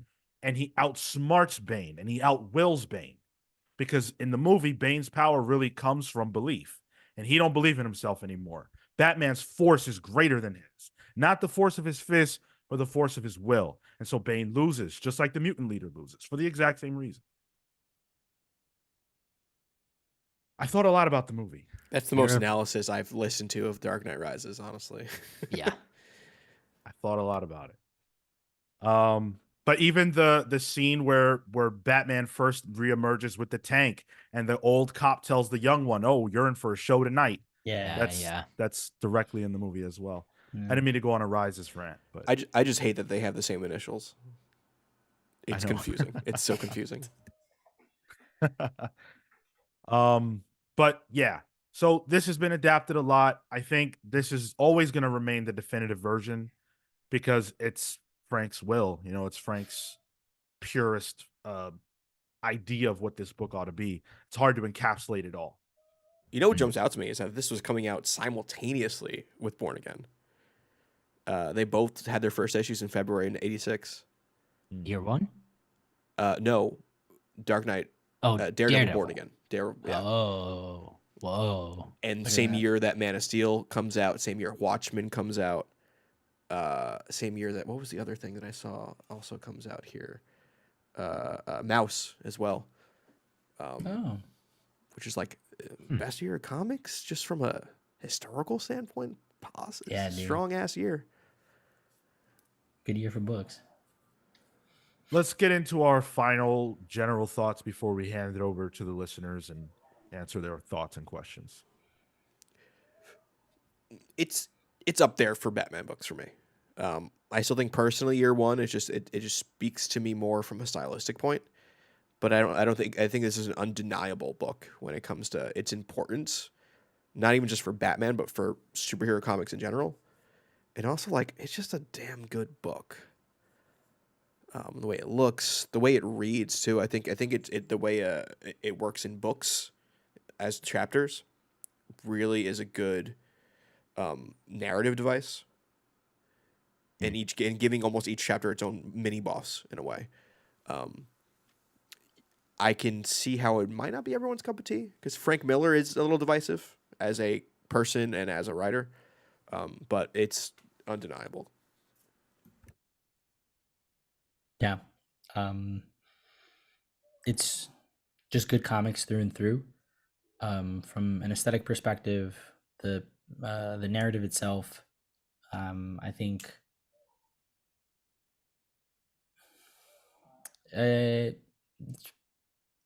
not the number one. I think I'd give that to Hush just because that's a personal thing. You still finally you finally have 5 to fill out a top 5 now. What a solid Batman book. Like, Yeah, you Wasn't can't deny it's a bad. Batman book. Yeah, it was all right. it exists.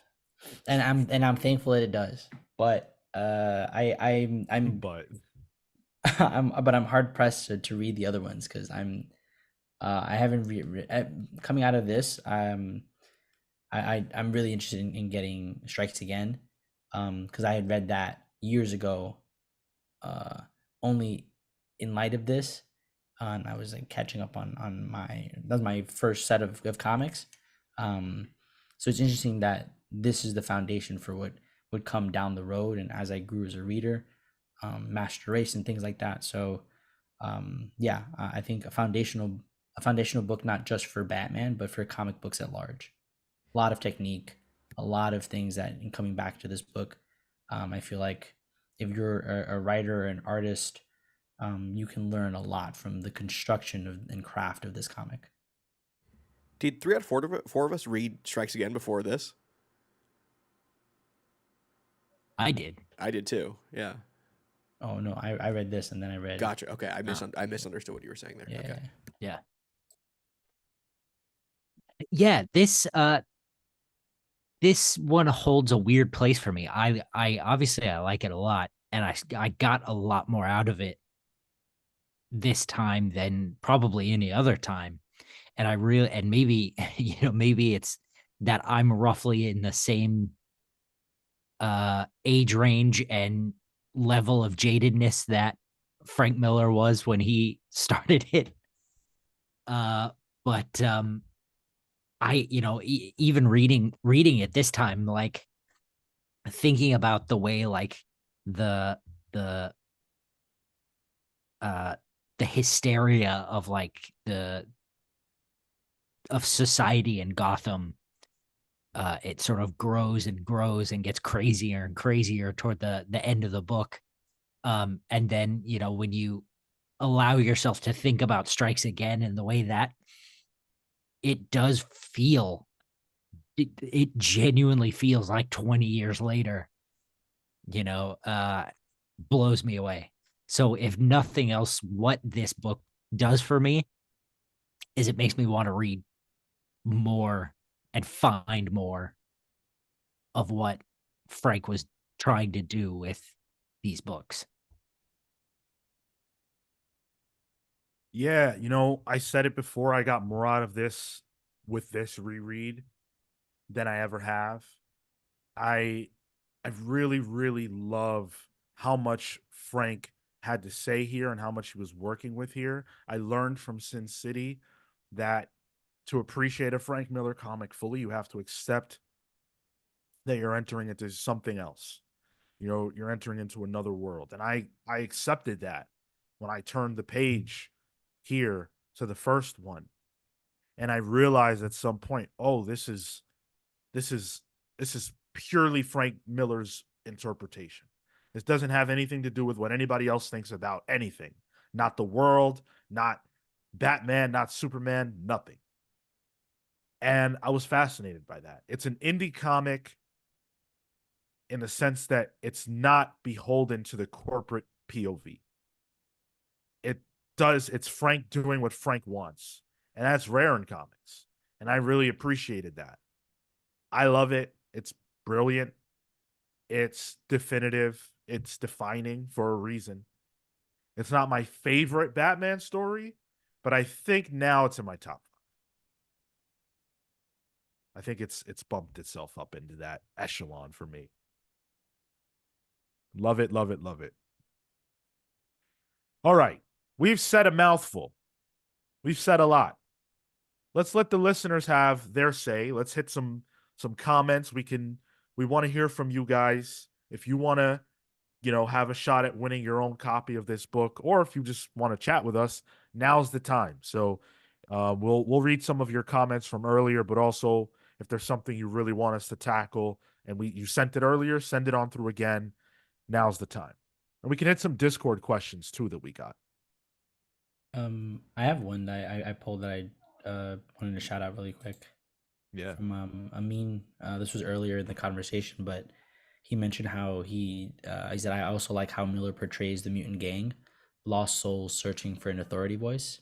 The moment the leader is beaten, they switch to Batman. It feels really good. It feels real. The youth pivoting to that, and I think it's a good point, because I feel like the youth they're impressionable, and that's what they're seeing, and that's what they are experiencing in their day-to-day lives, and so you sort of fall into those things, which is why I think that first instance where Carrie sees Batman, she's impressionable, and she carries that idea through, as opposed to what she would have otherwise had she continued to potentially persist in the city. You know, her parents were stoners, seemingly burnouts. She would have walked to school, maybe gotten killed one day, you know, otherwise. Well, Yeah. Go ahead. One thing that really stuck with me is how when Batman breaks up the initial mutant gang, they all kind of go different ways. You know, some of them join the naked Nazi lady, and then others join a Nixon gang.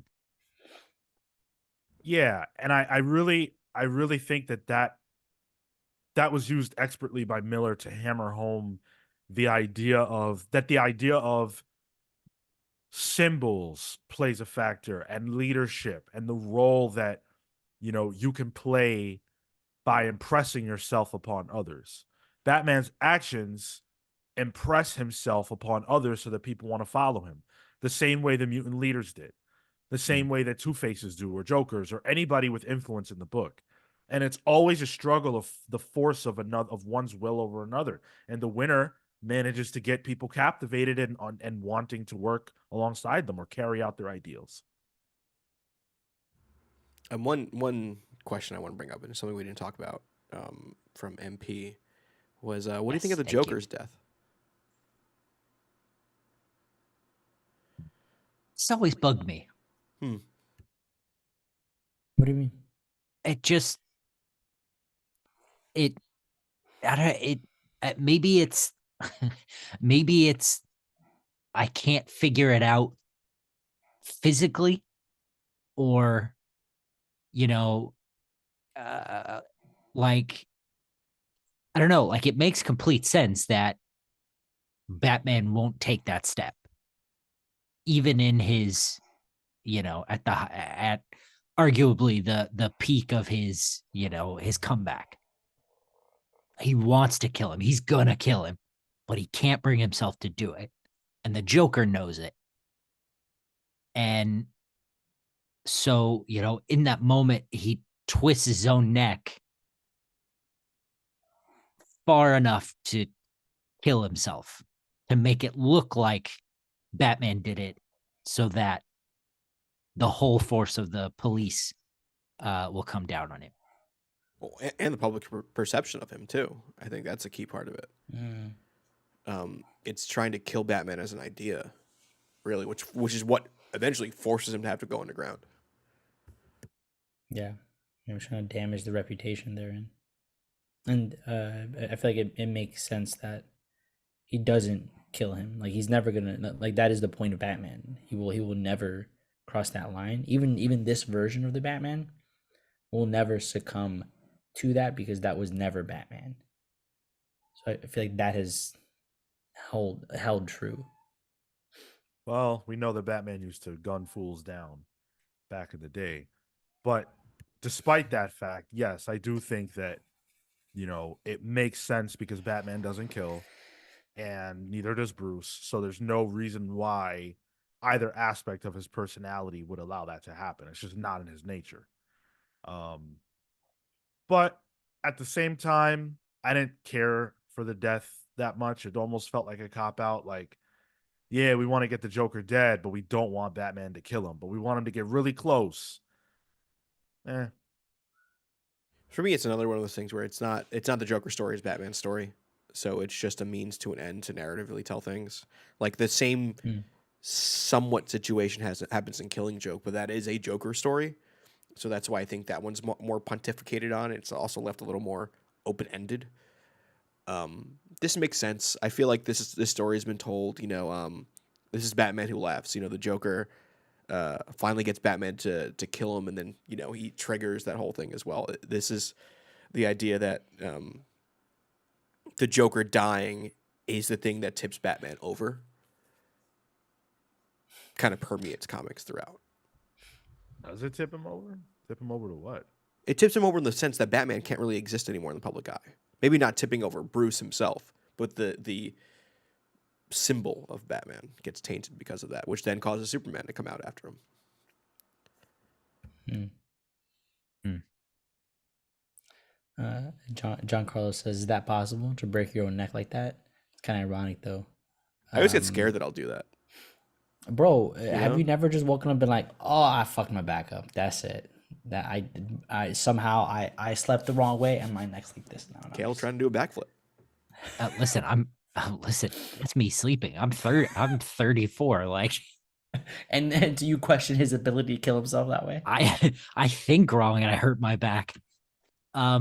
No, I was in the shower once when I was a kid and I popped my neck a little too far once. No, I believe it'll happen. Slip the disc. Ooh. Yeah. And I think if there's anyone who could just command their body to do something that it shouldn't do, it's Joker. Yeah. Med Binbacher said, although a great milestone, The Dark Knight Returns did not age as well as year one. Ooh. I think I agree with that. I feel like year one is a little more timeless. Yes. Whereas while DKR is great and a phenomenal read, it is eternally trapped in 1986. For better or for worse. Better if you ask me, but Sure. I don't feel that I agree with that, but I don't know that I think that almost feels like saying water's wet. And I don't mean that in like a negative to you, Ahmed. It's just that like, yeah, of course, but I don't think that has anything to do with how good it is, right? Like Watchmen is rooted in the time that it's from, but it also can apply to now. Just like I think this can. You can look at this and go, man, the world is fucked. Like, we need a father figure to straighten this all out, which is the same thought that motivated Frank to tell this story.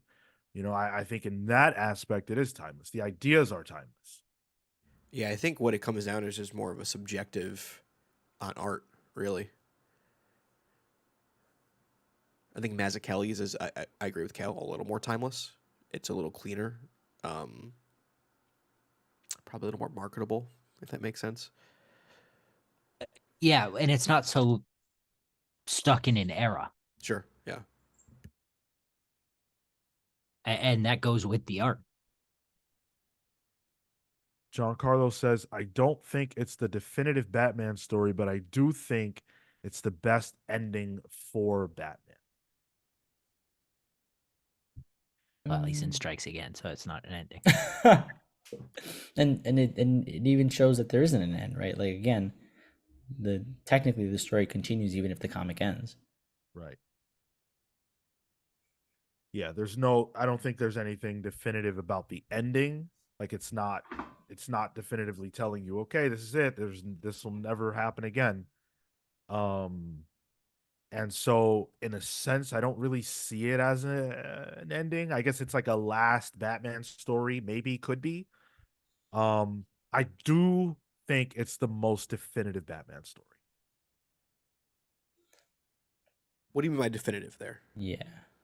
By definitive, I mean it's the one that is the most influential. It's the most commonly the beliefs that most people have about Batman come from the DNA of this, more so than anything else.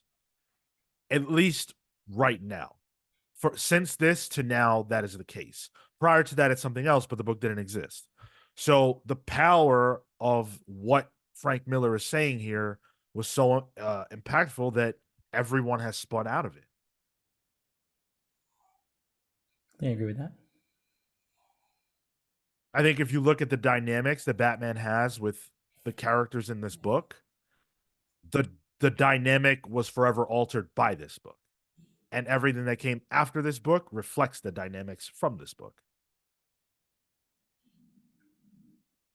Yeah. What else we got? Amin did have a question. I don't know the exact way he worded it, but the gist of it was, can we answer the age-old debate of what direction Batman is facing in the Lightning picture? Wait,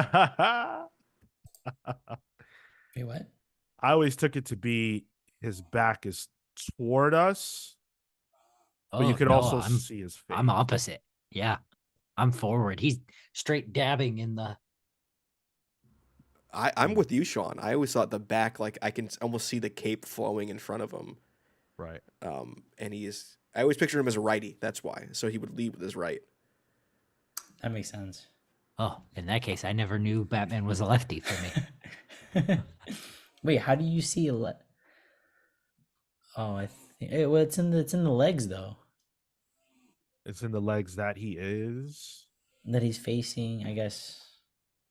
Just like my Back is view on Arkham? women. His back is towards us. That's what it looks like. I can see how you can maybe think he's facing us, like if like his crotch is facing us, his legs are up. That's how I see it. Yeah. Cale went Oh, crotch first. interesting. That's how he views Batman. Listen, I mean, it would be symbol first too. So Huh, I've never actually thought of that, and then no one's ever asked me that question. That's interesting. bit of a Rorschach test.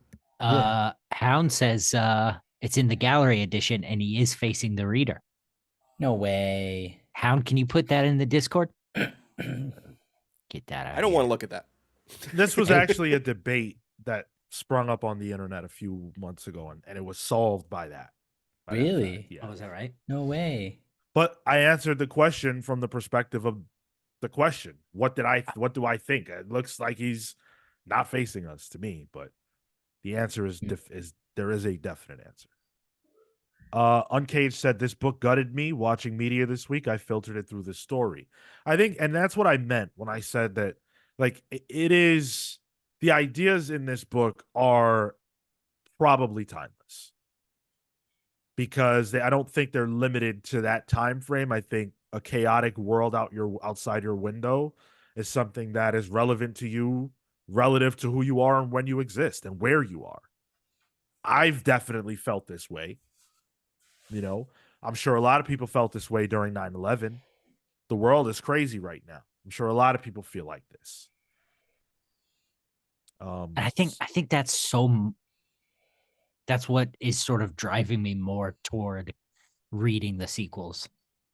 I haven't read Master Race, but you know, feeling this again and being old and jaded, it really makes me want to hit Strikes Back. And then I want to see what Miller was thinking in, 2016 or whatever that was. Like, I've never read it. I would like to. Well, the Strikes Again or whatever. I've never read it. oh, you'll So hate it. I'm sure. I've only ever heard bad things about it. You'll hate it. I love it. Amin said, should we then judge Watchmen based on the sequels? I maybe feel Cale has a point because Miller wrote the sequels. That's in reference to our debate about how we should look at this book through the lens of the sequels and whatnot. I'm biased because the sequel is what I read first. Right. So I'm perfectly willing to, concede that point. To me, Knowledge. the argument still stands.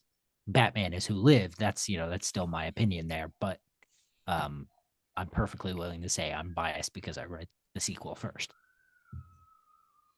I really find it so interesting that debate erupted even in the chat because to me, That's wild. because to me there is no. I'm surprised that anyone thinks there's a debate. I don't really think you're meant to ask who lived, because I think the book is clearly telling you that there is no dichotomy. They are the same person, and so the person that is Bruce Wayne / Batman lived. No one died. Only in the eyes of the public did anyone die. He ascended and became a myth, but no one died. At least not to me. Yeah. Okay. Yeah, it's the metaphor. Right. Exactly. What else we got? I just had one. We had one from Discord. Let me find it from someone new, actually. Yes. Yeah, good. Let's see. Can I say Miller's way he portrays the Waynes gunned down is really powerful and in your face and made the crime alley death mean so much in those panels? Listen, Yeah. you can say whatever you want. No, I don't disagree. Yeah, I like in particular how much time you get in between panels. Like things happen in slow motion, and there's so many of them in succession, and they flip between the the gun, the pearls, the pointing, like all of the. It almost feels like it's trying to capture the moment in slow motion through Bruce's eyes. So I always felt like it was a very powerful way to reiterate what happened, and the fact that it happens while he's rewatching the movie. He's having like that, like a flashback. That trauma is hitting him again. So the Discord comment, Cal, I have it here, and I think he actually I found both of them. He might be in the chat too, because the question was asked in the chat as well. I think it might have been Brian Jenkins. What classic literature could this book parallel to as far as a story or individual characters? It's a wild question. I hate to break it to you. I am not well read when it comes to classic literature. I know about it tangentially, but my actual knowledge of it is not good. So I don't know if I'm equipped to answer this one. The Scarlet Letter. Congrats, you did a book report No. in 12th grade. Oh, Incorrect. A Raisin in the Sun. I don't have an answer, unfortunately. I appreciate the question, but I'm not like. Yeah, I feel like this is going to be a cop out answer because every story is based on this, but it's the only thing I can think of. I feel like it's the classic hero's journey. So I feel like you're looking at something like the Iliad, where Sure. where uh Odysseus, Odysseus. Yep. yeah, goes on the long journey and comes back somewhat different. Yeah, that makes sense to me. Harvok over on the Discord, who is also here with us live, So you said, got that one too. Okay. do you feel Dark Knight Returns did more good or harm, and vice versa, to the perception of Batman and his mythos? I think it rehabbed the character. I think it rehabbed the character. I think it made Batman cool again. I mean, when you look at the comics that were being published, there was good stuff happening around this time, certainly. But you look before that into this, like sometime in the 70s. I mean, you're still talking Comics Code, and they were hamstrung with that. You're talking Batman 66, which, made Batman a more popular character than he had ever been. But it also created a definitive Batman that is of its time. And that time had certainly passed in the 80s, but the public perception of the character was still that. So I think Batman never gets to the heights that he got to if we don't get this book, and therefore I think it did all good. Just from looking at the chat, I mean, like Dan, Atomic Hound, and Nomus, talked about reading comics at the time when this was coming out and how wild this was to see in real time. So that alone, I think, is just evidence that like this revitalized the character. Yeah.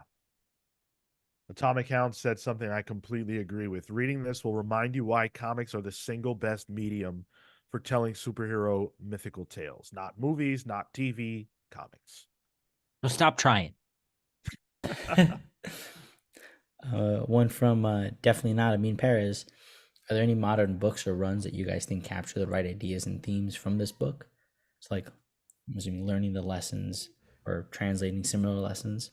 So it's funny. I was actually thinking about this when we were talking about as Batman being the anti-establishment proxy in this book, right? I think that you said that, Sean.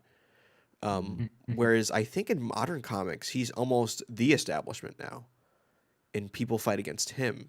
I think of Gotham War in a way. I mean, I know you don't care much for Gotham War, but Batman was the one saying, no, this is the way it is, where other people were like, no, I think we have a way of rehabbing things and making things better than they actually are. And his sons, in a way, and daughters were fighting against that established thought. I think there's a lot of analogy of Batman as a police state character as well in a lot of books nowadays, which is almost antithetical to what this book is. So I like how it's the Batman as a post-Miller Batman as a character has lived long enough to see himself become that villain of Miller's Batman in a way. What comics are you seeing where you're seeing that version of Batman? Because I don't know if I agree. Well, you've got Kingdom Come, Sure. and then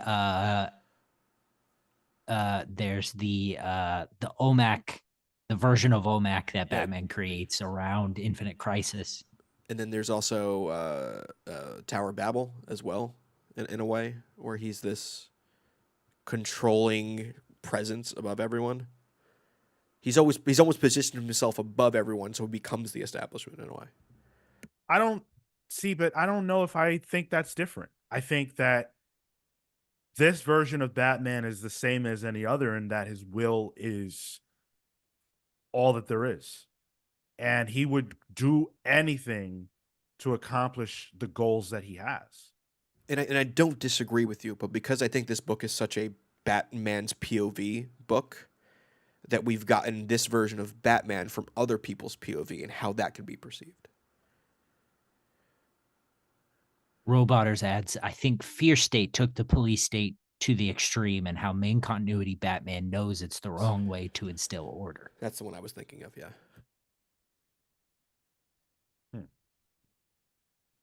I liked Fear State. That's Tinian and Jimenez as well. Jimenez, It's underrated, yeah. Interesting. Let's see. Any other good comments?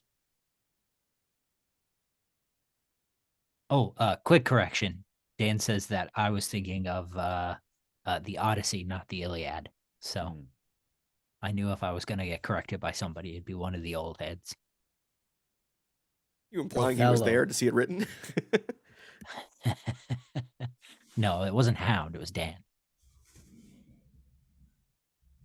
Yeah, we covered the animated movies a little earlier, John Carlos. Yeah, I'm just glad we did came this. through so many comments. What's that? I'm just glad we did this. This is a fun one. And I think it's wild that you guys never touched this before. Right? Just from circumstance. I don't know why, but Yeah, it's just one of those that just, no one ever nominated it for whatever reason. As strange as that sounds. I've been trying to worked through all my classics, all my Batman classics we've done. So this was next up, I guess. Yeah. So Batman 100. Been a while since I read that one. Little Paul Pope. Yeah. that's that. I haven't read that one. Oh, Paul That's Pope great. is. Thought he got canceled, but whatever. Yeah. oh, did he?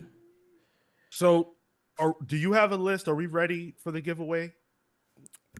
I can generate it right now. So here's the thing. Because there's a lot of you in this chat. I just want to make sure. Does anybody not want a copy? If you want to abstain, that way we can make sure we get this into the hands of someone that wants it. And I think Harvoke Yep. forfeited his. So Okay. let's make sure we. That would be Acknowledge that. Robotters. Robotters, yeah. I was going off YouTube names. So While Tyler takes care of that, and while the chat settles itself, I want to make an announcement about the future of the book club. Because things are going to change, but I think they're going to change in a good way. So we have always run the book club in this way. We nominate a book, then we put it to you guys, and you vote on patreon.com/thecomicspals. Those of you who are of a voting tier, right? And that's cool. But we thought, why not put more power in your hands? And why not open things up? Why not let it be the Wild West and see how that plays out? So what we want to do is we want to slightly tweak this to make it so that instead of us nominating the books, you nominate the books. And on top of that, we're opening it up so that anyone can nominate a book as long as they're subscribed on Patreon. But here's the kicker. You could be subscribed to our Patreon for completely free. So all you have to do is sign up on the website. And the next time that we are looking to have a book club poll, what's going to happen is everybody's going to say what book they want us to read. Let's say it's Superman month, right? And you can nominate whatever Superman book you want us to check out. The 4 books that are the most nominated will be put on a poll. And then our appropriately tiered patrons get to vote, and the winner of that poll will be the book that we do for the book club. And I use Superman as an example. That's the first one we're going with. So this month, the month of February, we're going to be doing a Superman book club, but you choose the book. And it can be anything. Now don't screw us. Yeah. Superman Grounded by J. Michael Straczynski coming in. Oh, geez. February 2024. Dark Knight Strikes Again. Perennial Superman book. Atomic Hound said it right. Playoffs. Exactly. Everybody gets to nominate. We play off the final 4 in a poll. Our appropriately tiered patrons get to vote, and then we bring the book club to you all. Democracy. Isn't it a beautiful thing? Greeks invented it too. Oh.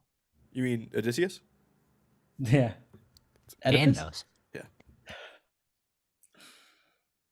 Antigone? All All right, I'm ready to pull this name, Sean. If you're ready for me. Did you pull Atomic Hound and me? Yep. I pulled the necessary people who abstained. All right, Nice as awesome. Let's well. do it. All right, here we go. I'm gonna click this button. Drum roll, please. MP wins. Hey. Whoa, let's go. Okay, MP, that's awesome. So MP, you won. Congratulations. All you have to do, I'm not sure if you're a member of our Discord. So if you're not, you just have to join our Discord, which there's a link to that in the description of this video or anything else we do. And once you're on, you can just message me at Sean Soapbox on Discord, and we will take care of you, buddy. Thank you. Thank you to everybody that participated. The giveaways will be a thing going forward. So if you want to take part in giveaways, we will have them monthly for the book club. So this won't be the last time we do this. And I thank you especially to the people that abstained, because we want to get books into the hands of new readers, those that don't own a copy. So thank you for that. And thank you for coming. This has been a blast. Yeah, So much this fun. ruled. I'm excited for Superman, honestly. There's a lot of Superman that I've not read. So, and Big I'll world, out baby. myself here. I've not read All-Star Superman. I know we talked about it when we were talking about potentially making February Superman month, but I'm going to out myself for the listeners as well. So what's the vote? Well, there's going to be some caveat, because one thing we're not going to do is read the whole Death and Return of Superman. Atomic Hound. We cannot. That is, Listen, we cannot. We can read some of it. we might. We can read the death of. Yeah, well, listen, we can read the return of. One or the other. No, it's got to be both. How long is it all? I don't even know. It's pretty fucking long. Oh, yeah. You We'll thought figure it out. Marco's Onslaught Saga was rough. Next month, Superman will be the topic. We don't know what we'll be reading yet. That is up to you on patreon.com/thecomicspals. Subscribe for free. You don't have to be a paying member to engage in this. We hope you have a blast with that. There's so much on our Patreon page that you will love if you decide you want to support us in that way, but that is not an obligation. youtube.com/thecomicspals to watch our show every single Saturday at 10:15 a.m. Eastern. And then Thursday is the next time we will be with you live at 6 p.m. Eastern for Pals Pulls. And we will see you then. Until then, take care, guys.